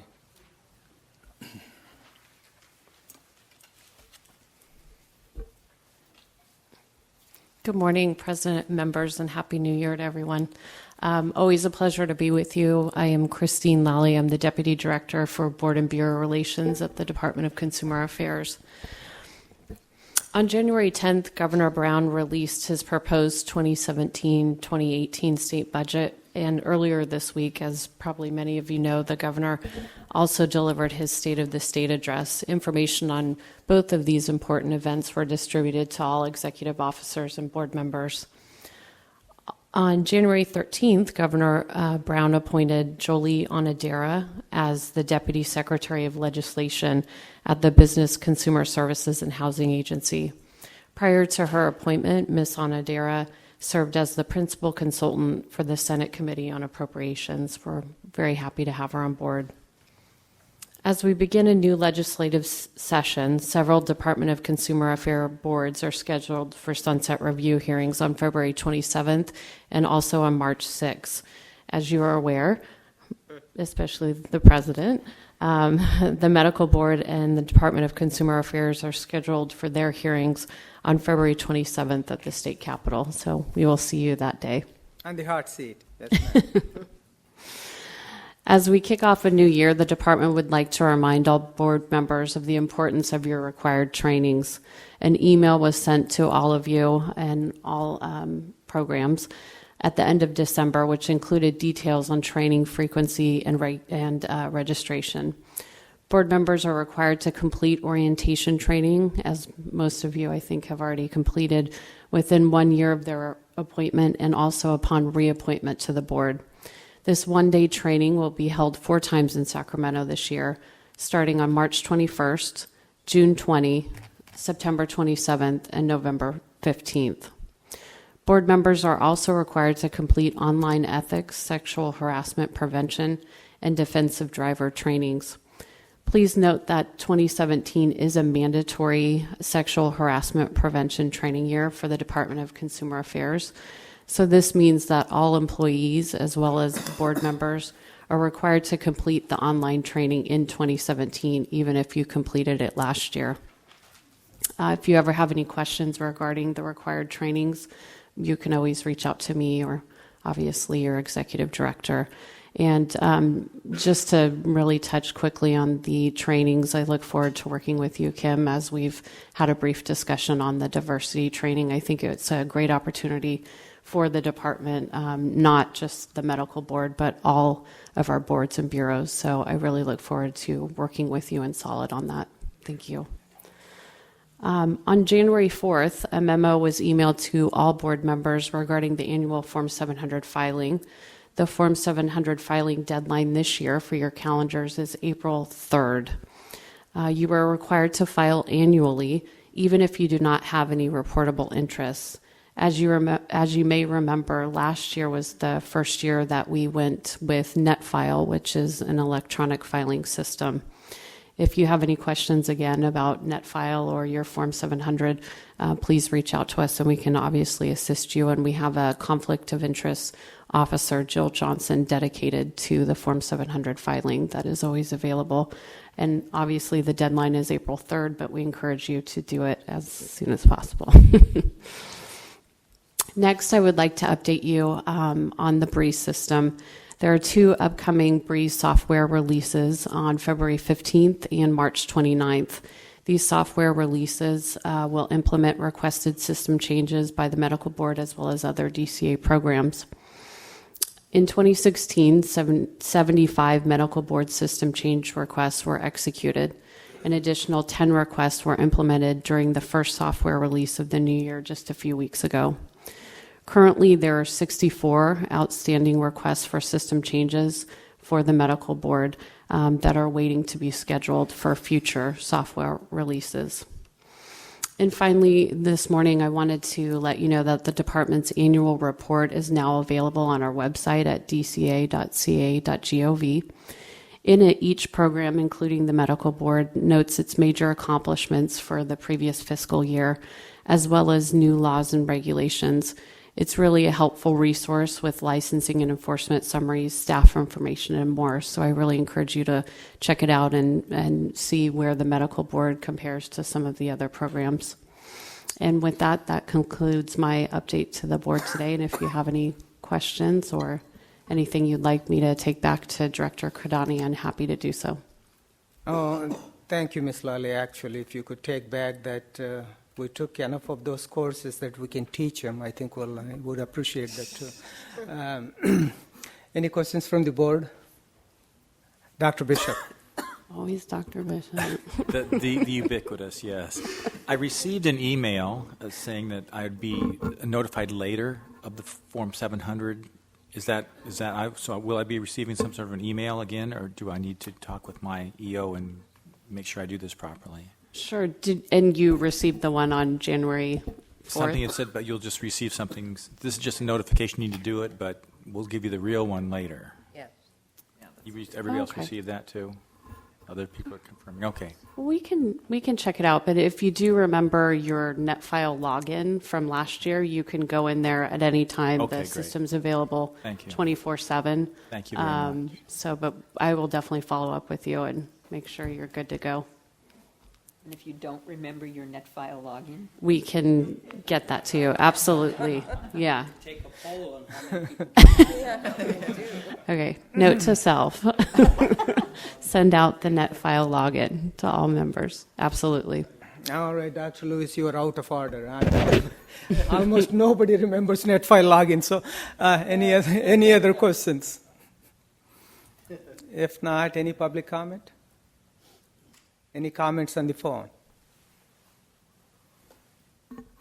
Thank you, Ms. Lally. Thank you. And again, Happy New Year. Happy New Year. Thank you. Next one is agenda item 20, vertical enforcement program update from the Health Quality Investigative Unit, Mr. Chris and Ms. Nichols.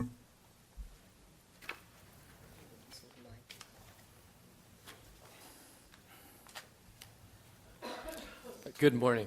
My name is David Chris, and I'm the Chief of the Department of Consumer Affairs, Division of Investigation. And this is Deputy Chief Kathleen Nichols. We will be providing an update on the Division's Health Quality Investigation Unit. Last meeting, we advised of our plan to mitigate the sworn investigator vacancies by adding 15 limited-term, non-sworn special investigator positions. I'm pleased to report that all 15 positions have been filled, and the investigators are working on medical board cases. 8 positions were added in the San Bernardino office, 3 in Valencia office, and 4 in Sacramento. This project has been so successful that 5 of the special investigators who started in San Bernardino on October 3rd, 2016, are now in background for sworn positions with HQIU.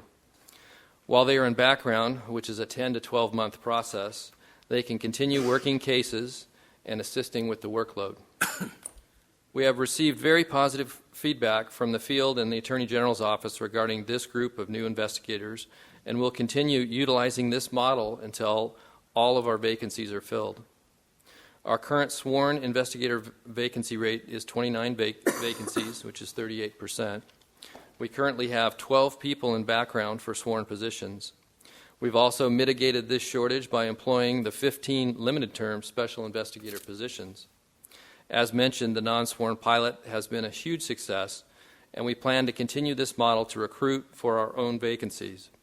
Additionally, we have advertised 3 limited-term non-sworn special investigator positions in the Tustin office and 1 in the San Diego office to backfill some of the San Bernardino special investigator positions that are now in background for sworn spots.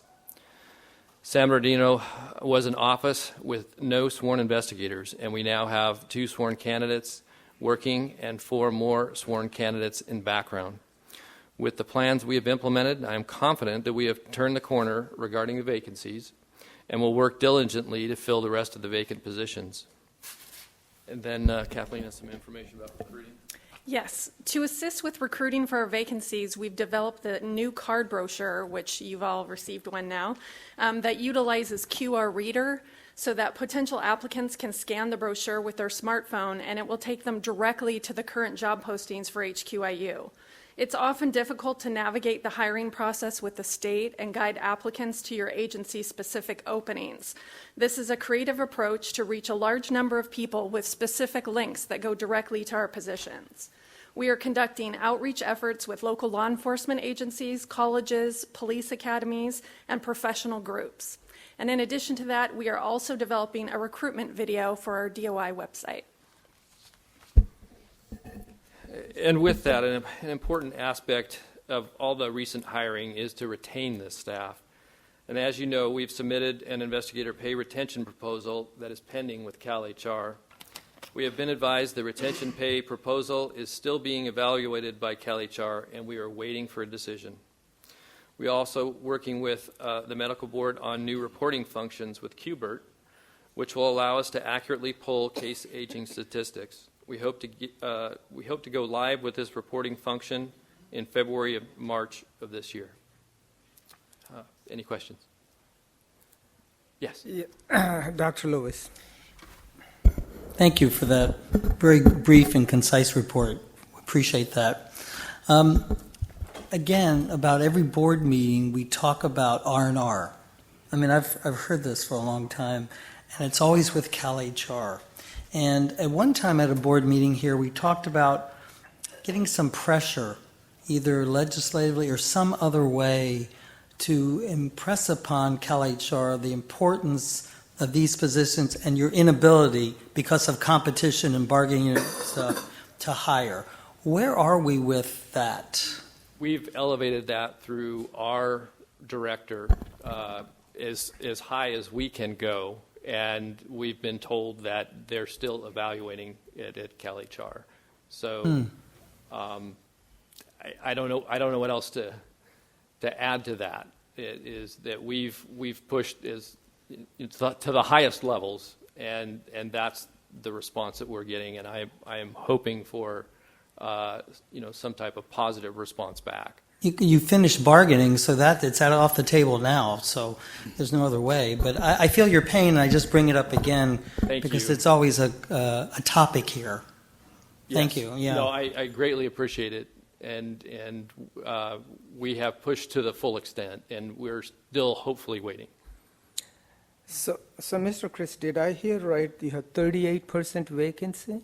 And that was in the sworn investigator ranks. That's mitigated by our non-sworn investigators that we've hired, which is 15 full-time non-sworn positions to mitigate that, as well as 12 people in background. Okay, so our frustration here is, like President Reagan said, we pay for it. Correct. It's our board.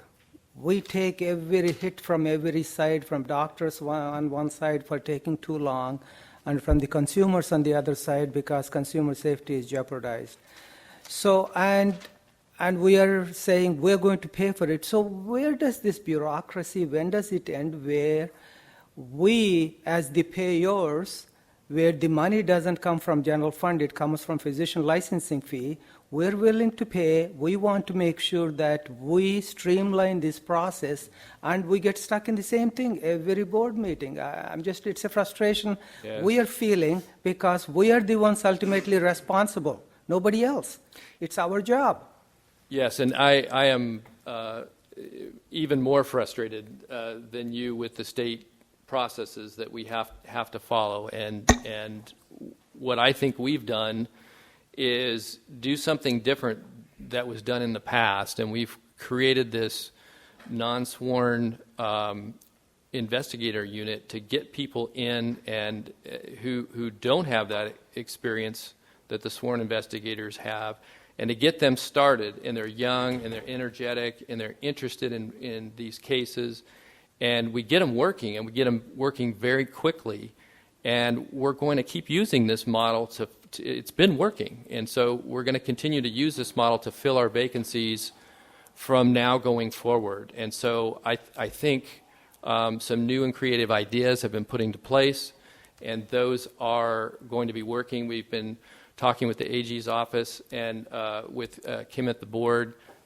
This seems to be a model that is showing results, and moving forward, it will take time to fill the vacancies, but it is something that's different and hasn't been done in the past, and it's new, and it is already working. We're showing some progress. So I know it may sound the same, however, there is hope, there is progress, and this model looks like it's going to be one that we can use going forward for success.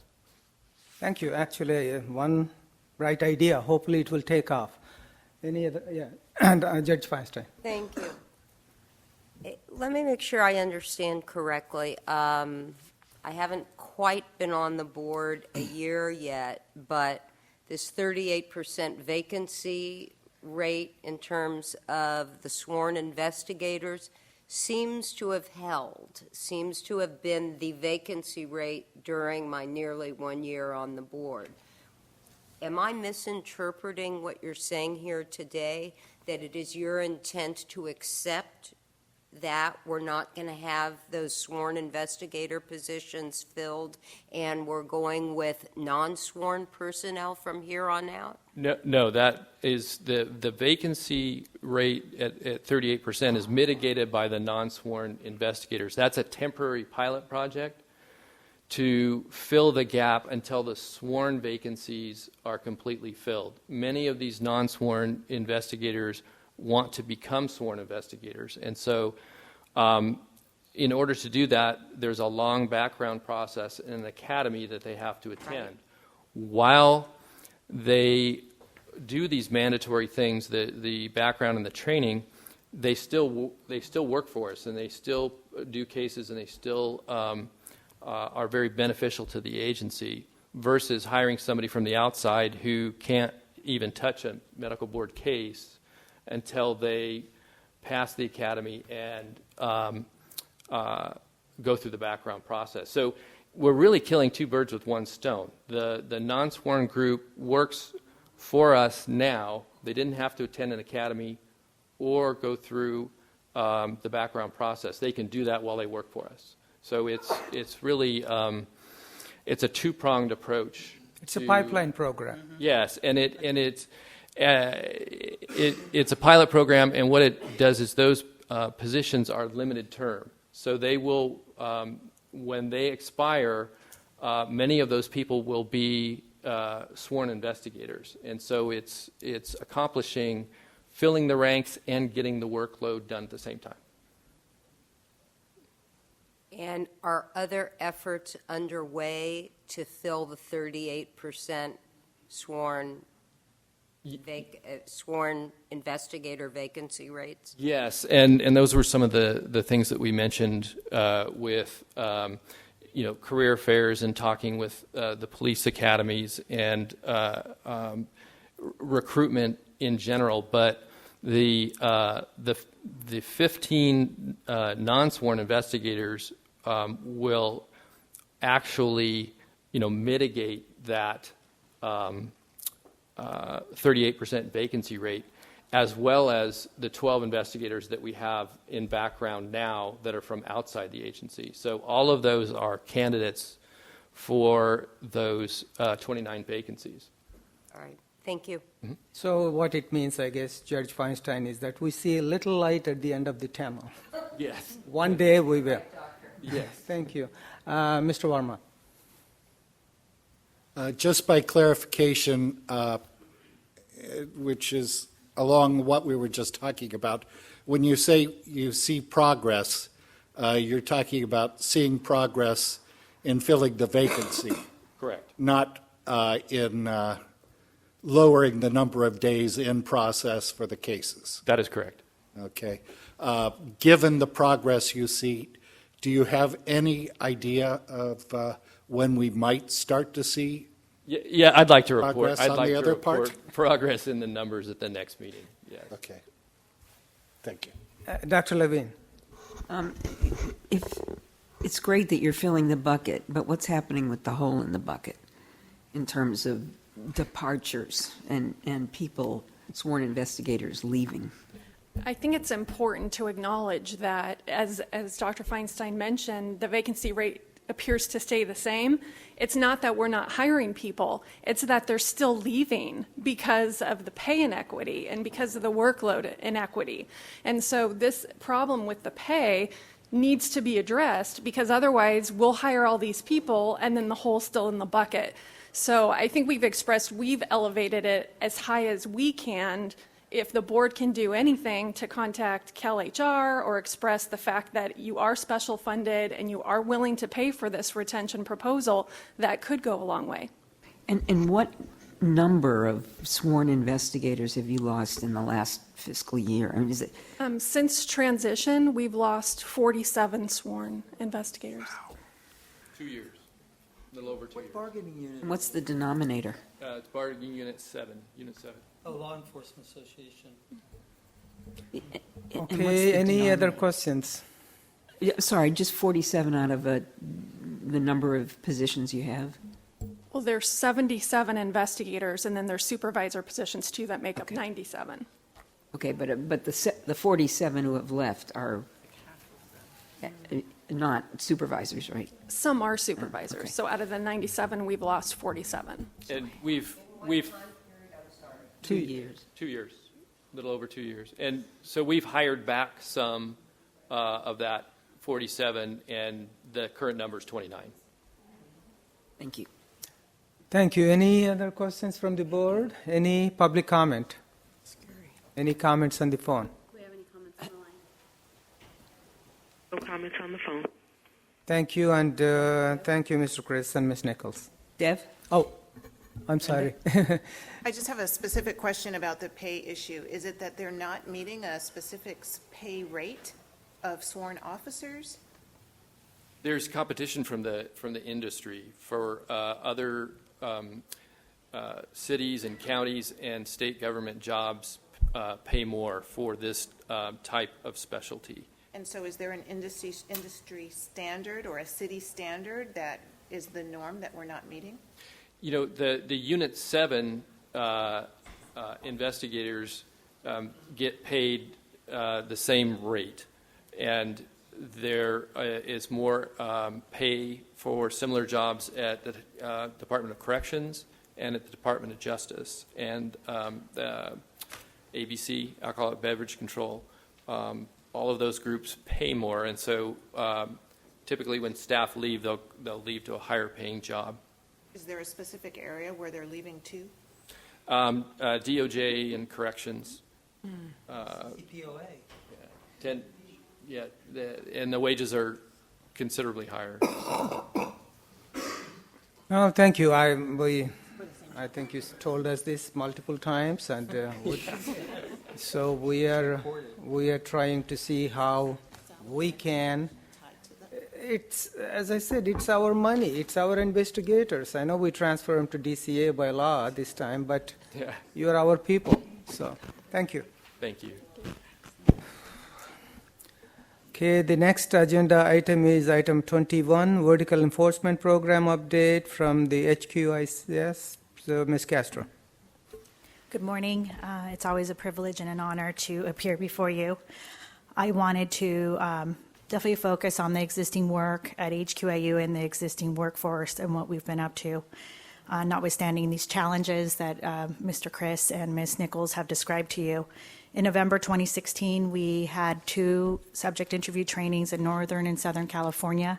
The Northern California session was observed and attended by the Deputy Secretary and General Counsel of the Business Consumer Services and Housing Agency, Peter Williams.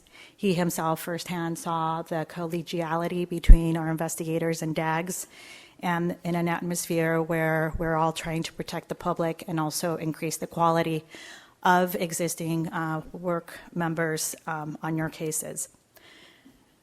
At the same time, there has been an observable contraction of non-core disciplinary work by the Health Quality Investigation Unit, and I think that that is having a positive impact on your cases.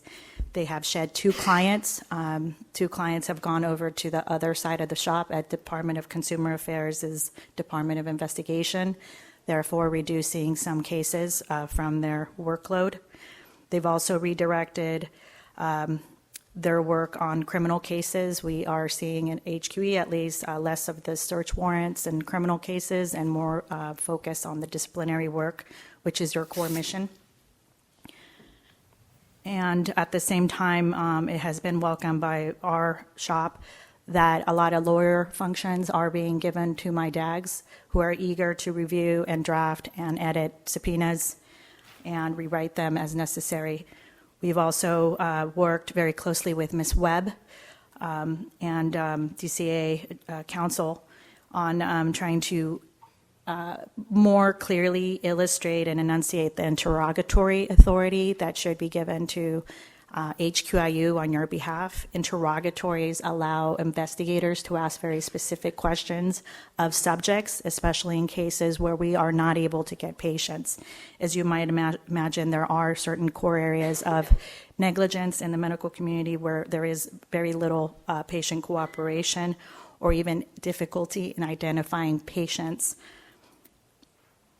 We continue to operate in a virtual shared workspace with our investigators, and there have been some efficiencies there, such that days and times have been shaved from overall aging. At the same time, we have a hurry up and wait approach. As work gets completed, we are putting all hands on deck.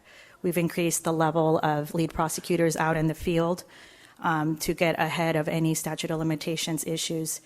We would like to operate in an environment where physicians are cut loose from the cloud of suspicion in the investigatory phase, and also that we are able to prosecute physicians who do deserve to have disciplinary charges against them.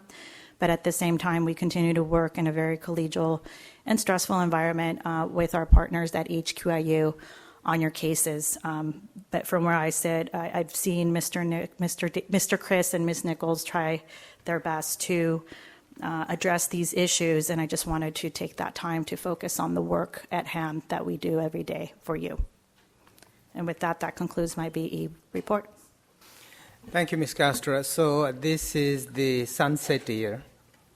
So the new legislation coming up, I would love to have you, AG's office, and DCA to work with my staff here to see what legislative changes we can come up with to really streamline and expedite the process so that there are not these bad doctors hurting people too long, or the good doctors who are bad, whose name is tarnished for too long.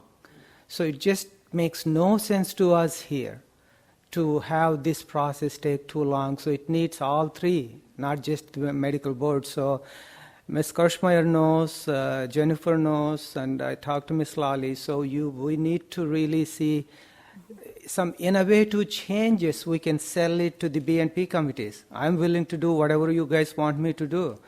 But it's one of the biggest prerogatives is to see what changes we can make in the legislatively to see how we can expedite, other than the investigators' numbers and all that. I understand that, but we also can look at whether the timeline with the doctor needs to respond, the timeline, the breaks we give to the defense attorneys for multiple times canceling. There's so many things we can change.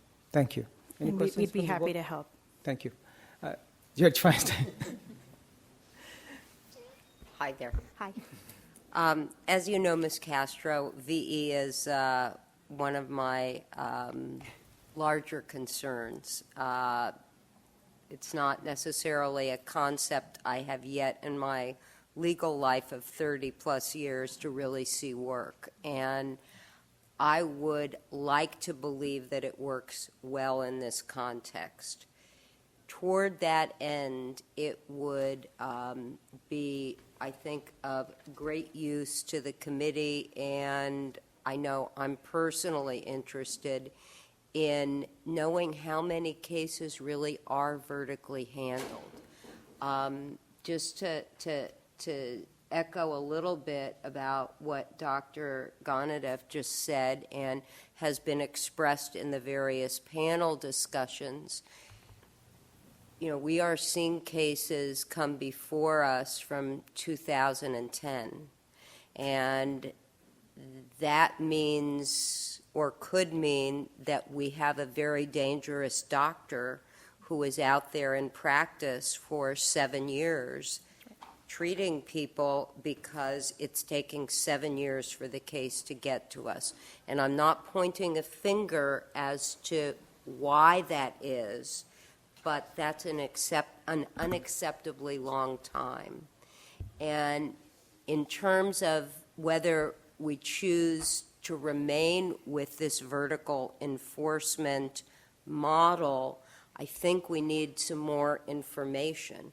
And if we could even have information about the cases that have been presented to us for the past year or 2 years, and how old they are, how many did investigator A start out on it with DAG 1, and are we still with investigator A and DAG 1 at the end? And I would think that we probably aren't over a 7-year period, especially considering what we just heard about the rate of investigators.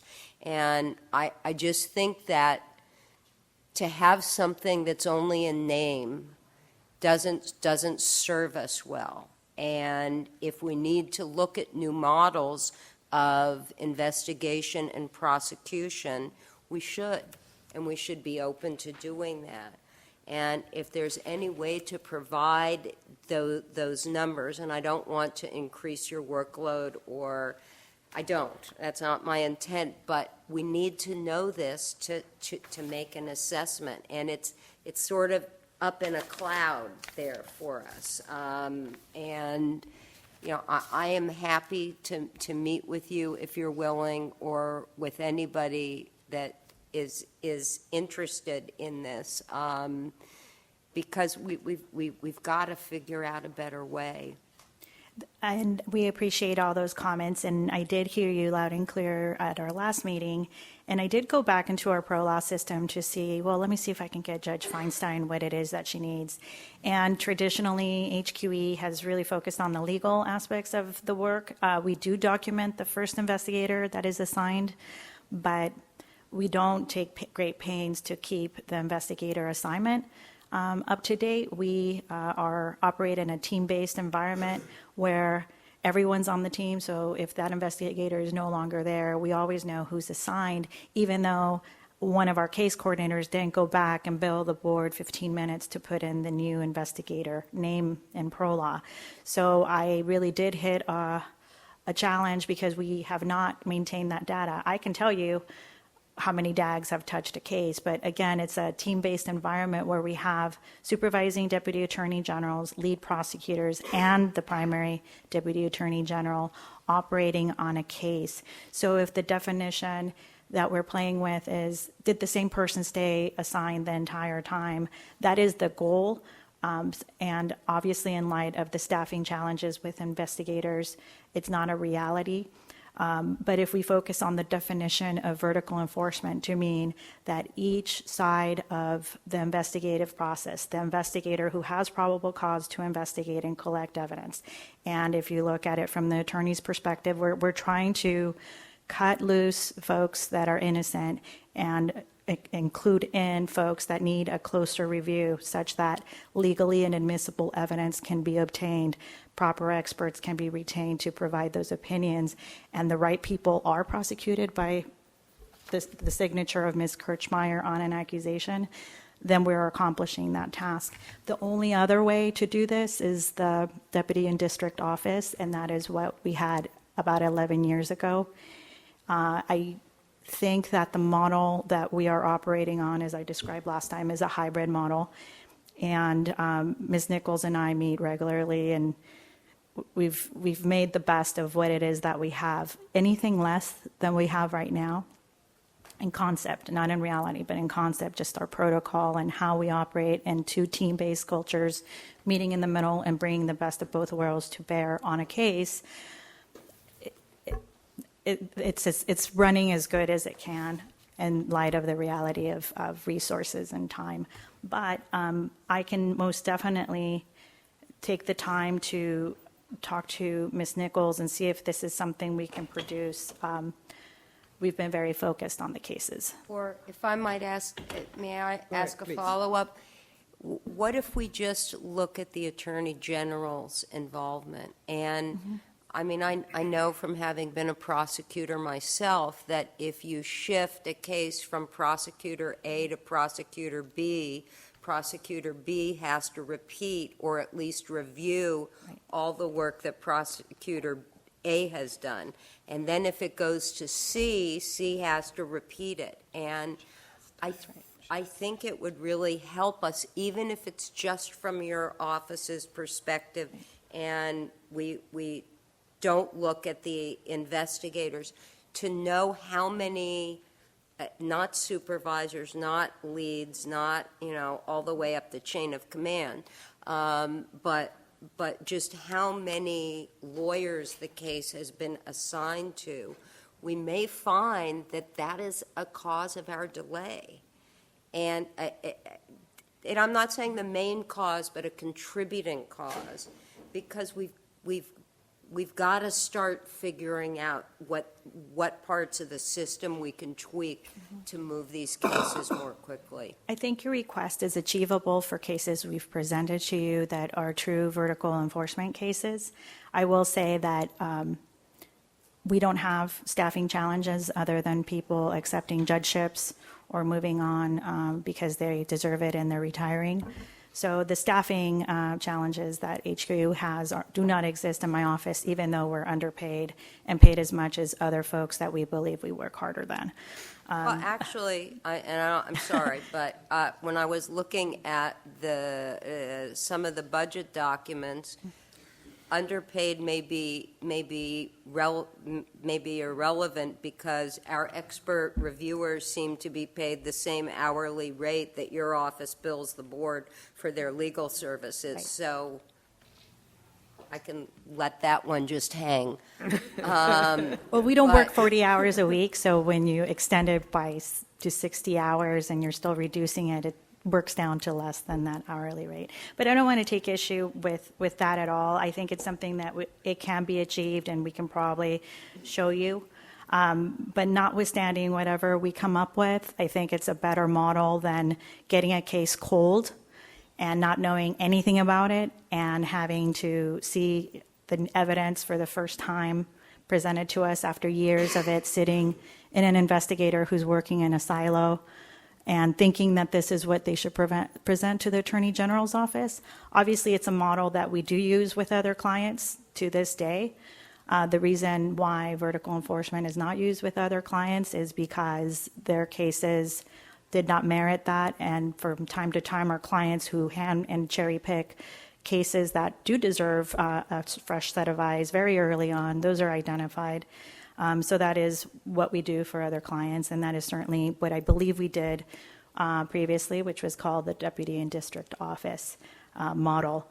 Or maybe you can help put my fears to rest then with this information. Well, we'll try to present you with the most objective information that we can and let you draw the conclusion. And we can continue to discuss the 20% of our work that we do for you. I'd like to stress that. VE is 20% of my overall budget, at least on billables. Each DAG handles up to 40 investigations at a time. We see about a 1,500 turnover rate, 1,500 investigations either come in or are completed every year, even though New York, it's a continuing cycle. Right. New things come in, things get worked on, and things get shed. But it works out to about 1,500, and I'm including the Complaint Investigation Office in that number. And we bill about 2.5 hours per case. And most of that time is devoted to doing hard legal tasks. The lead prosecutors, there's 12 of them, one in each district office. They do a big share of the work where it comes to high urgency types of topics. So they will handle that case to the extent we're presenting you a petition for mental and physical evaluations where we feel somebody needs to be compelled. They handle difficult subpoena enforcement reviews. They fill in for my trial deputies because they're all trial deputies. And from time to time, the subject interview is scheduled on a day where my staff is in trial on one of your cases or in civil court defending one of you. And there is no way that that DAG can be in two places at once, although we'd like to clone some of them and make that a reality. But the lead prosecutor fills in on those specific tasks. So this is 20% of our workload. It's very important. Most of the cases do close, and about 250 to 300 cases become cases out of that whole corpus. But certainly we appreciate the fresh eyes. I do appreciate all the questions, and we did take it seriously, and I really couldn't accomplish that, the task of identifying what cases had new investigators.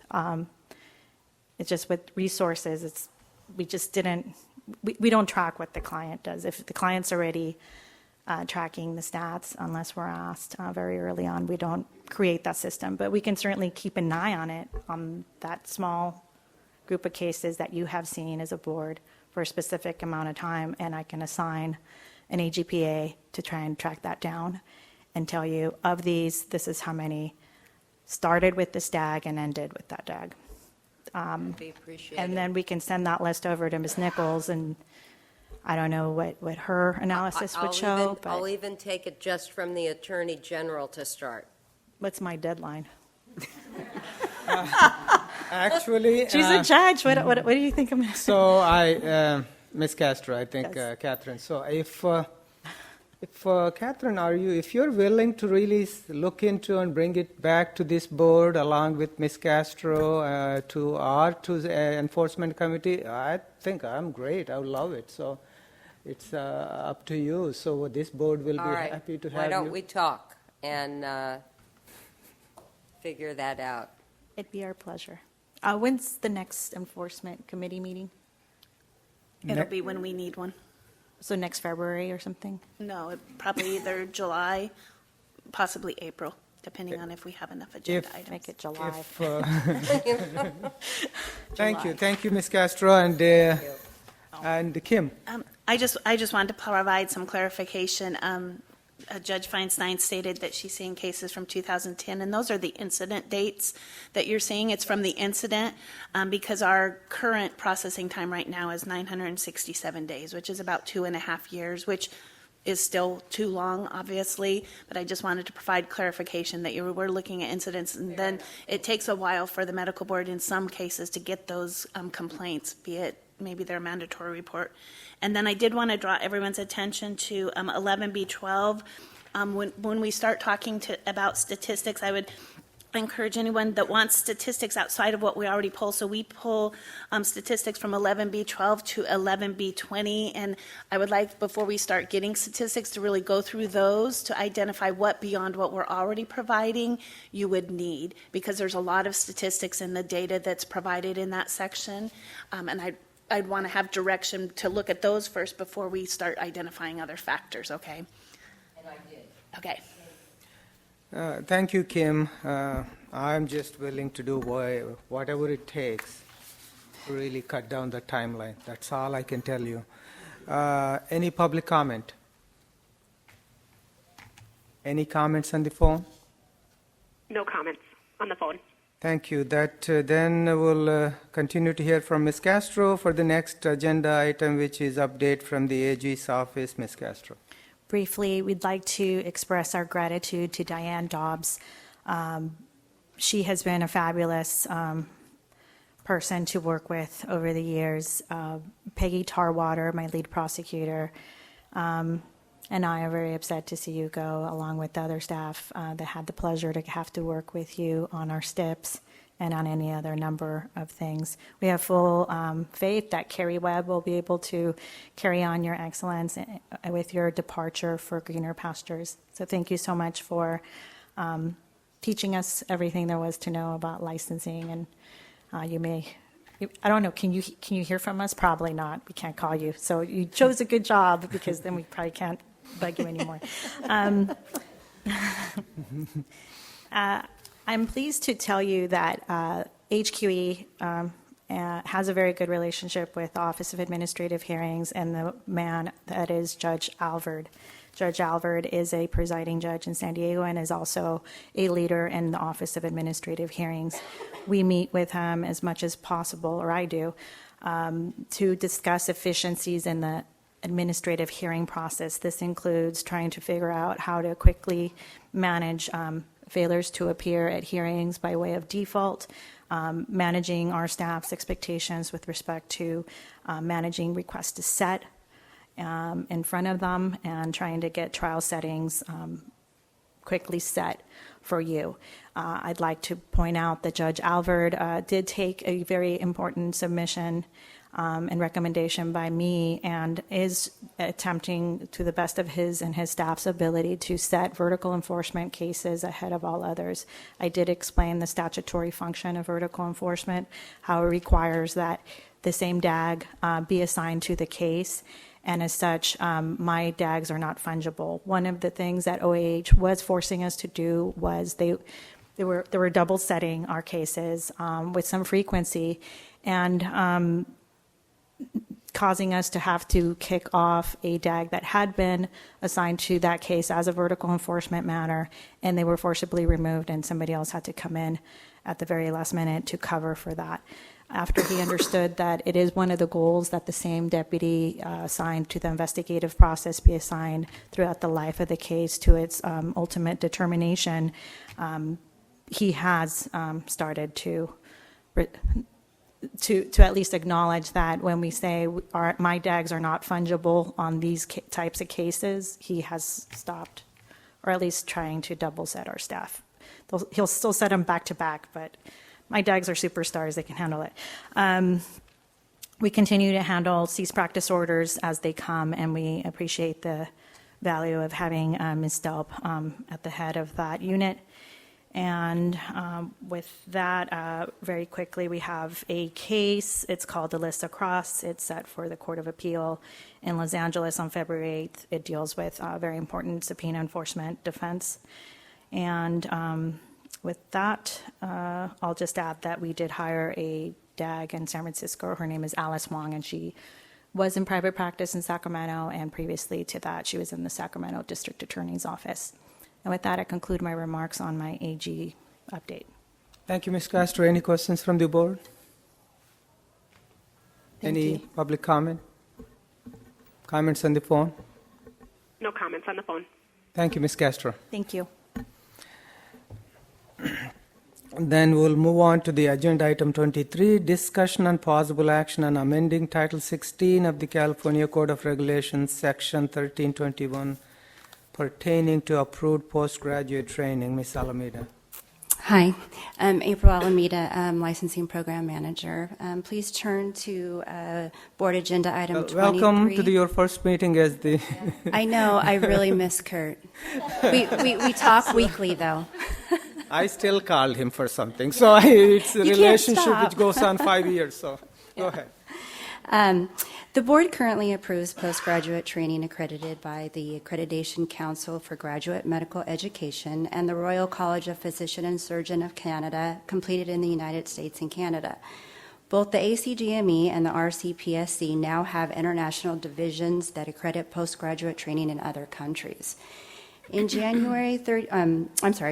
January 31st, 2013 Licensing Committee Board meeting, the committee advised staff to continue to monitor changes in postgraduate training and bring new information back to the board when appropriate. The postgraduate training programs accredited by the American Osteopathic Association are in the process of being accredited by the ACGME. Board staff has been receiving inquiries for clarification regarding the transition of the AOA accredited programs to ACGME accreditation and how this will affect an applicant's eligibility. In addition, staff has received questions regarding the international programs and whether the board recognizes the international postgraduate training programs.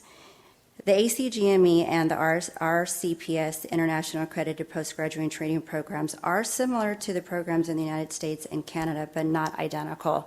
Therefore, no, we are not asking for approval at this time. In addition, the board has become aware family medicine postgraduate training programs in Canada are now accredited by the College of Family Physicians of Canada. Therefore, we are requesting that to amend California Code of Regulations Section 1321 to clarify the regulations to address the recent changes to postgraduate training. The opposed amendments are in your packet. They're on the second page. And I'm requesting a motion to authorize board staff to move forward with amending the regulation. So moved. Second. Okay, any comments from the board members? Dr. Yip. I'm sorry. This is different from the 1 year versus coming up 3 year requirement, right? Okay. That's correct. Thank you. Okay, any comments from the audience? Comments on the phone? No comments on the phone. Okay, Ms. Stoof, roll call, please. Dr. Bolat? Aye. Dr. Bishop? Aye. Judge Feinstein? Aye. Dr. Hawkins? Yes. Dr. Kraus? Yes. Ms. Lawson? Aye. Dr. Levine? Aye. Dr. Lewis? Aye. Ms. Pines? Aye. Ms. Sutton-Wills? Yes. Mr. Wormuth? Aye. Dr. Yip? Aye. Dr. Gonadev. Aye. Thank you. Thank you. Motion passes. Thank you, Ms. Alameda. We'll move on to agenda item 24, update on the interested parties meeting that was held on January 11th regarding disciplinary guidelines for patient notification and regulations for the Physician Health and Wellness Program. Ms. Kirschmeyer and Ms. Webb. On January 11th, the board staff held an interested parties meeting to discuss potential changes to the board's disciplinary guidelines to include a condition for patient notification and also to go through the potential regulations needed to implement the Physician Health and Wellness Program. And I think Dr. Krause had asked for a update on the progress, so this is your update that you asked for yesterday. You beat us to the punch. On page BRD 24-1 is the handout that was provided regarding options for patient notification. The recommendation was that the board could use one of these options in the disciplinary guidelines. By putting the requirement in the disciplinary guidelines as an optional condition, then the board would be able to choose on a case-by-case basis when to require the notification. The difference between the two options is really that one is a posting of a sign and is modeled after the Board of Optometry guidelines, and the other is a written and verbal notification to the patient. There were comments received from those that were in support of the options and those that were not. Those that supported the option also thought both options should be available instead of choosing one over the other. When we were first looking at it, we thought maybe we could use one and not the other, and it was recommended that you put both out there because then that even gave the board more latitude, as well as individuals going through the process at settlement to use one or the other, which would work best for their practice. Then the comments, the other thing that they stated, of course, those that were in support, they also did think, though, that they would rather have it not be optional and that would be required for all individuals. But the board did reject that petition earlier on. Those that were not in support of the requirement stated that any type of notification is in essence a suspension for the physician, that the requirement will have an impact on staff because patients will ask them about the information, and that's the doctor's staff, that some website advertising isn't within the physician control, and that this will require more cases to go to hearing.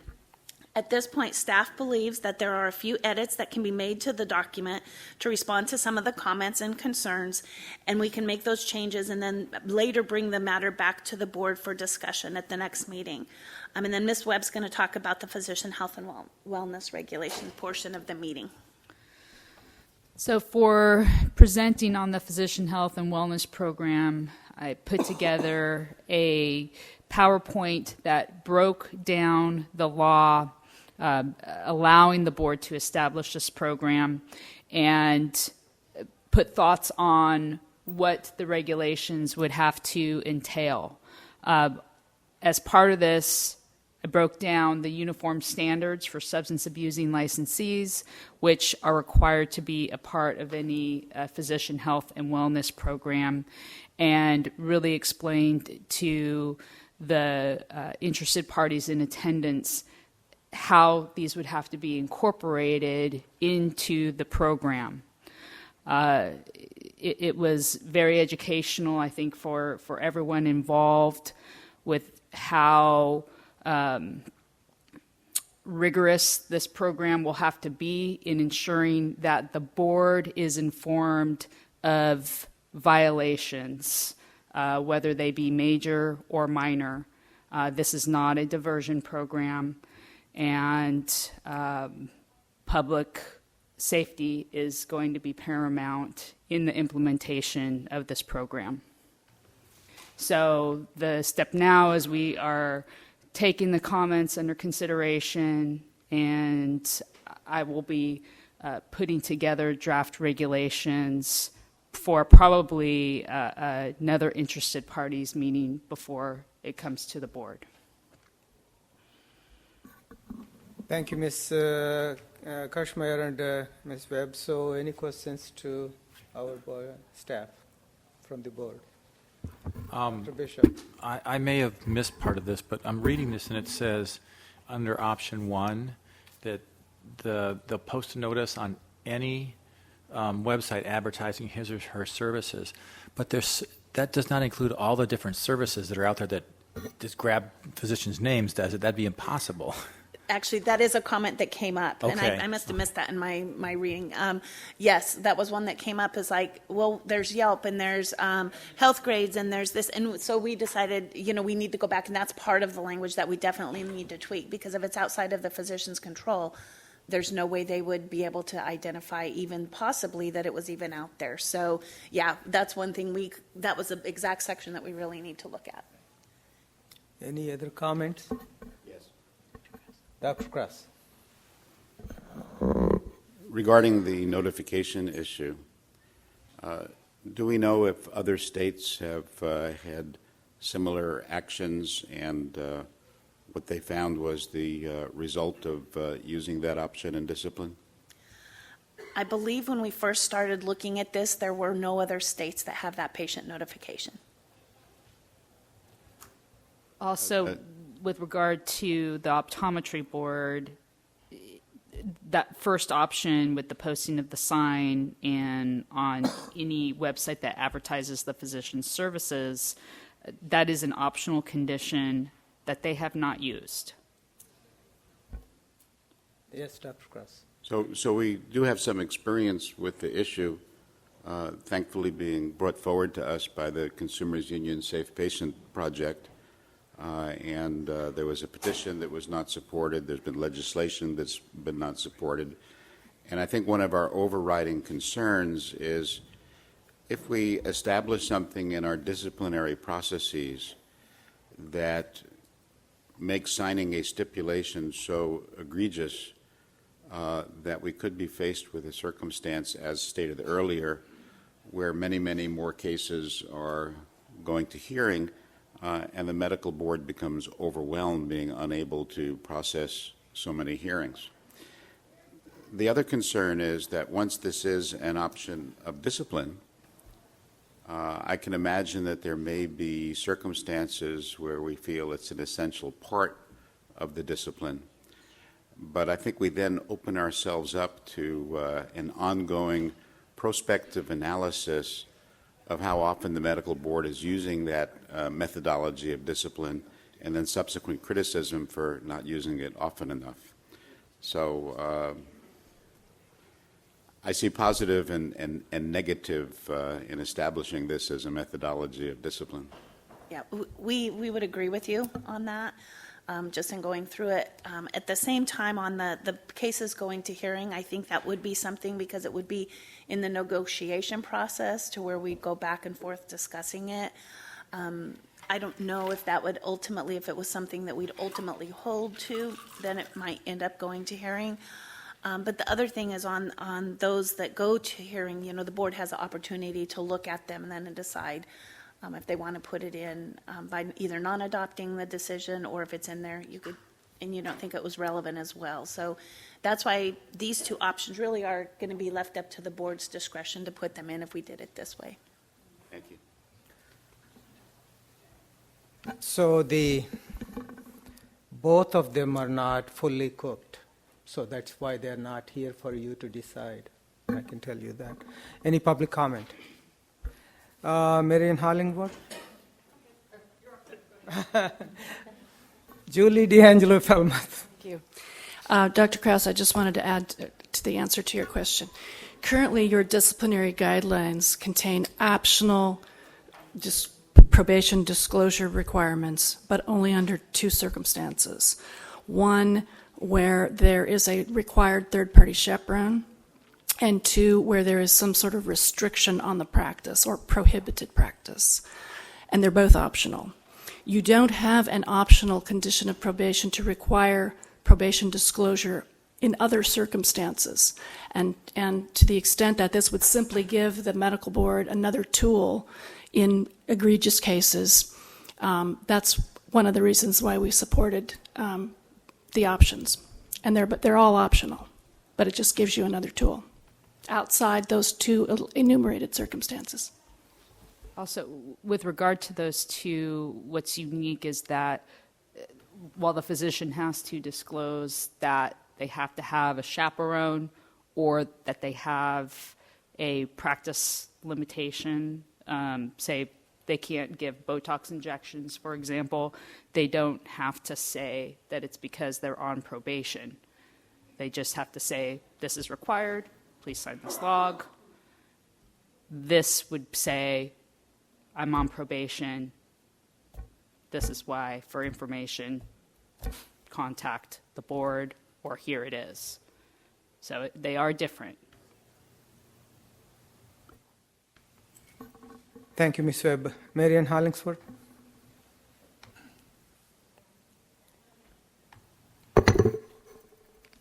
Hello, I'm here on behalf of the Consumers Union Safe Patient Project. We wish to address the board's proposal to amend its guidelines to make patient notification regarding probation an option, and the board's plans to promulgate regulations regarding a physician's health program.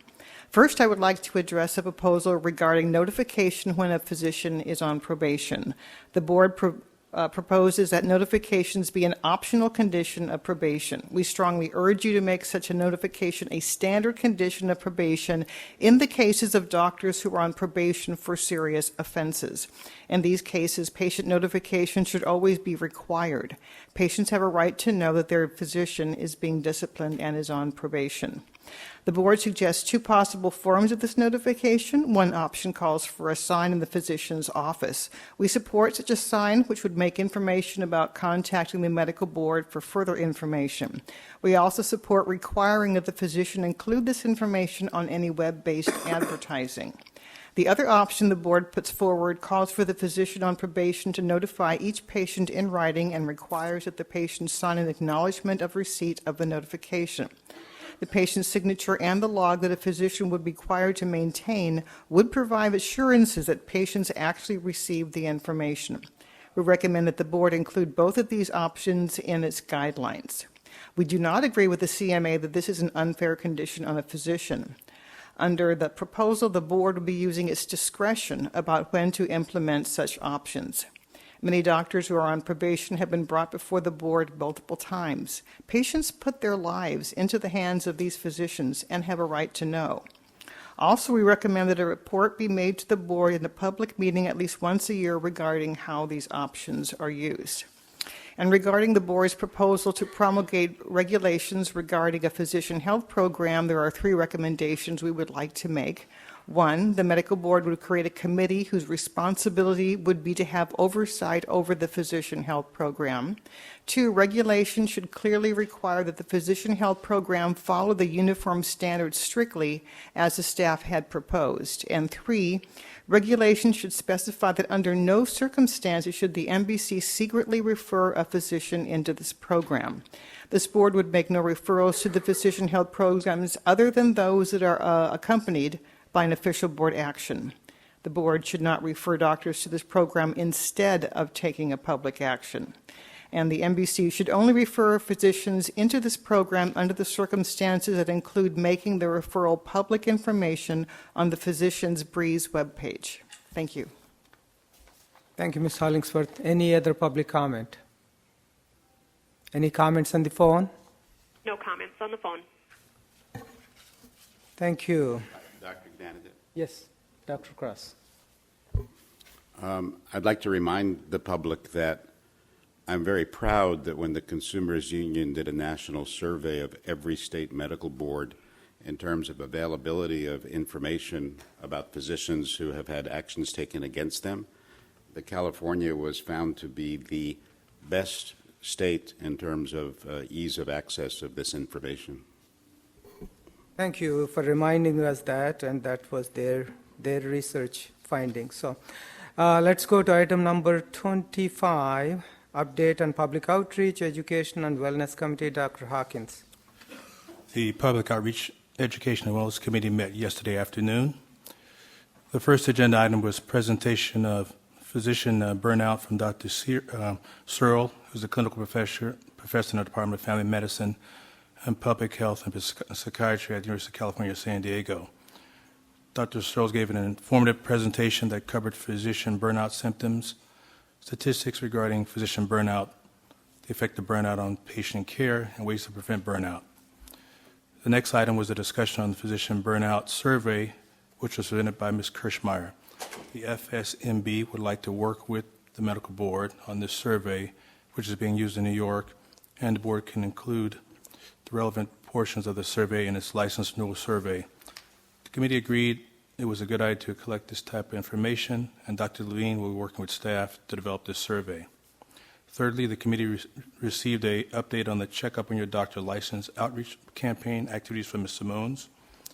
The committee viewed the tutorial posted on the board's website, which walks patients through the process of checking up on their doctor's license, directed staff to make some changes to the tutorial, and directed staff to work on a PSA regarding what the board does in general, and that would encourage patients to use the board's website. The board has continued to implement the outreach campaign and will be including new developed flyers with all state warrants for active state civil service employees and UC employees in the payroll issued March 12, 2017 to reach 265,000 individuals. The board is continuing to work with the counties, other state agencies, and other interested parties to encourage patients to check up on their doctor's license. Board staff also provided an update on general outreach activities. Finally, potential future committee meeting subjects included AMA staff providing a presentation on interventions on managing stress, having staff provide an update on physician health and wellness program. We heard a little bit about that just now from Ms. Kirschmeyer, Mr. Webb, and the public.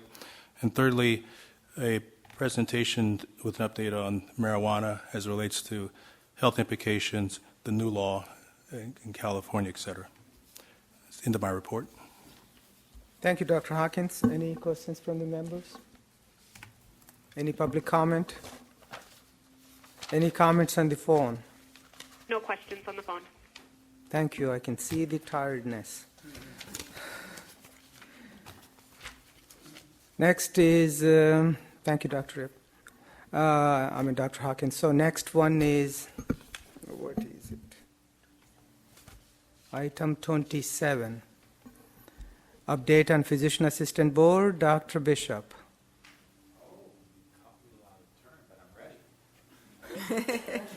I hope you are.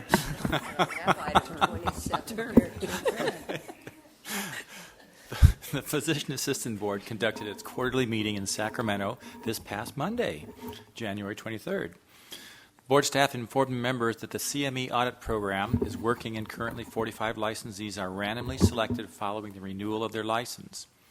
Board members were randomly selected board members were provided with sample initial CME audit letters and CME audit non-compliance letters for their review and comments. Following a lengthy discussion, board staff was instructed to research how other states conduct CME audits and to provide at the next meeting language for a regulation pertaining to failure to respond to the audit letter. And I also chimed in that perhaps I should discuss this with Ms. Kirchmeier, who has great experience with this. Board President Robert Sachs provided the board members with an overview of the National Commission on Certification of Physician Assistants, NCCPA. In order to obtain an initial California PA license, the applicant has to pass the National Certification Test. However, to renew the license, recertification is not required. Mr. Sachs indicated that currently 22 states require recertification as a condition to renew their PA license and be allowed to work in that state. Mr. Sachs stated that board staff contacted other allied health boards within DCA and not one of the boards require recertification for renewal of licensure. The members were informed that the PA board has been selected for internal audit by the Department of Consumer Affairs.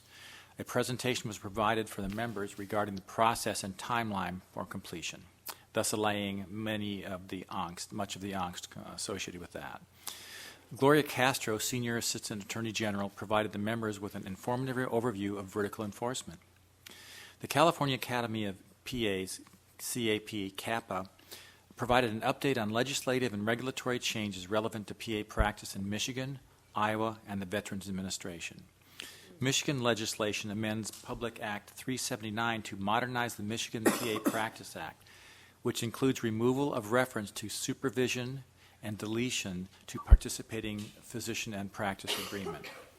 Iowa legislation SF 505 required Iowa PA Board and Iowa Board of Medicine to jointly adopt rules to establish specific minimum requirements or definition of supervision for appropriate supervision of a PA by a physician.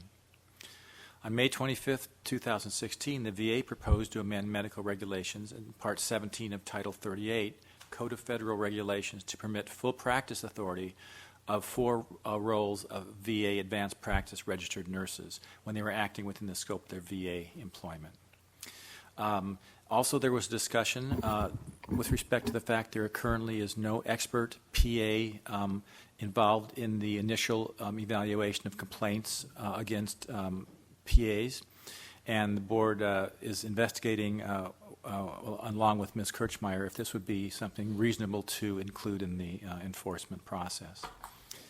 Lastly, the DHCA Budget Office provided a 2016-17 expenditure report which indicates a deficit of 23.3% due to rising AG and investigative costs. A budget augmentation will be requested for these 2 line items. The members also discussed a possible BCP for fiscal year 18-19. This concludes my report. Thank you, Dr. Bishop. Interesting what went on there. Any comments from the board? Okay, any public comment? Any comments on the phone? No comments on the phone. Thank you. So we'll move on to the next agenda item, number 28, items for the April 2017 meeting in Orange County. Any board members would like, Dr. Lewis? I wonder if in the next board meeting or the board meeting maybe after, since we have new board members here, that we could have a brief update again about PACE, because sometimes when we have our disciplinary hearings, we're sometimes still a little confused about what PACE is all about. So maybe just a very brief update again to remind us and to educate the new board members. Thank you. Okay, any other? Ms. Willis. Brenda Sutton-Wells. I'd like to have the Golden State Medical Association and Dr. Khadija Lang's issue of prescription access equity issues again come in the April meeting. I'd like to have that issue tabled and perhaps hear from the pharmacy board on that issue. Okay. Thank you. Our goal was actually for Ms. Kirschmeier to contact pharmacy board and see it and bring it back to us, but we'll add it on. Thank you. Anything else?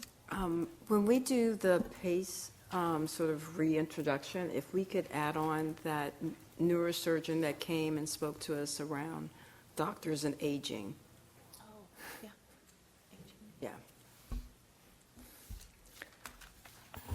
With reference to that, didn't we have Dr. Norcross give us a little update? Or no, it was Dr. Norcross's associate in a board meeting in the past. Mm-hmm. Okay. Any other? We are just adding the agenda, so keep going. Yeah, because it's a good possibility Ms. Pines will be running that meeting. Okay, any public comment? Because he's gone.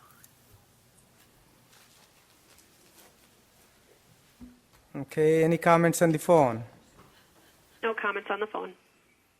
No, we're coming to the last agenda item. Adjournment, as I promised, it's 12:34. So we're done before 1. Wow. Motion to adjourn? Okay, all in favor?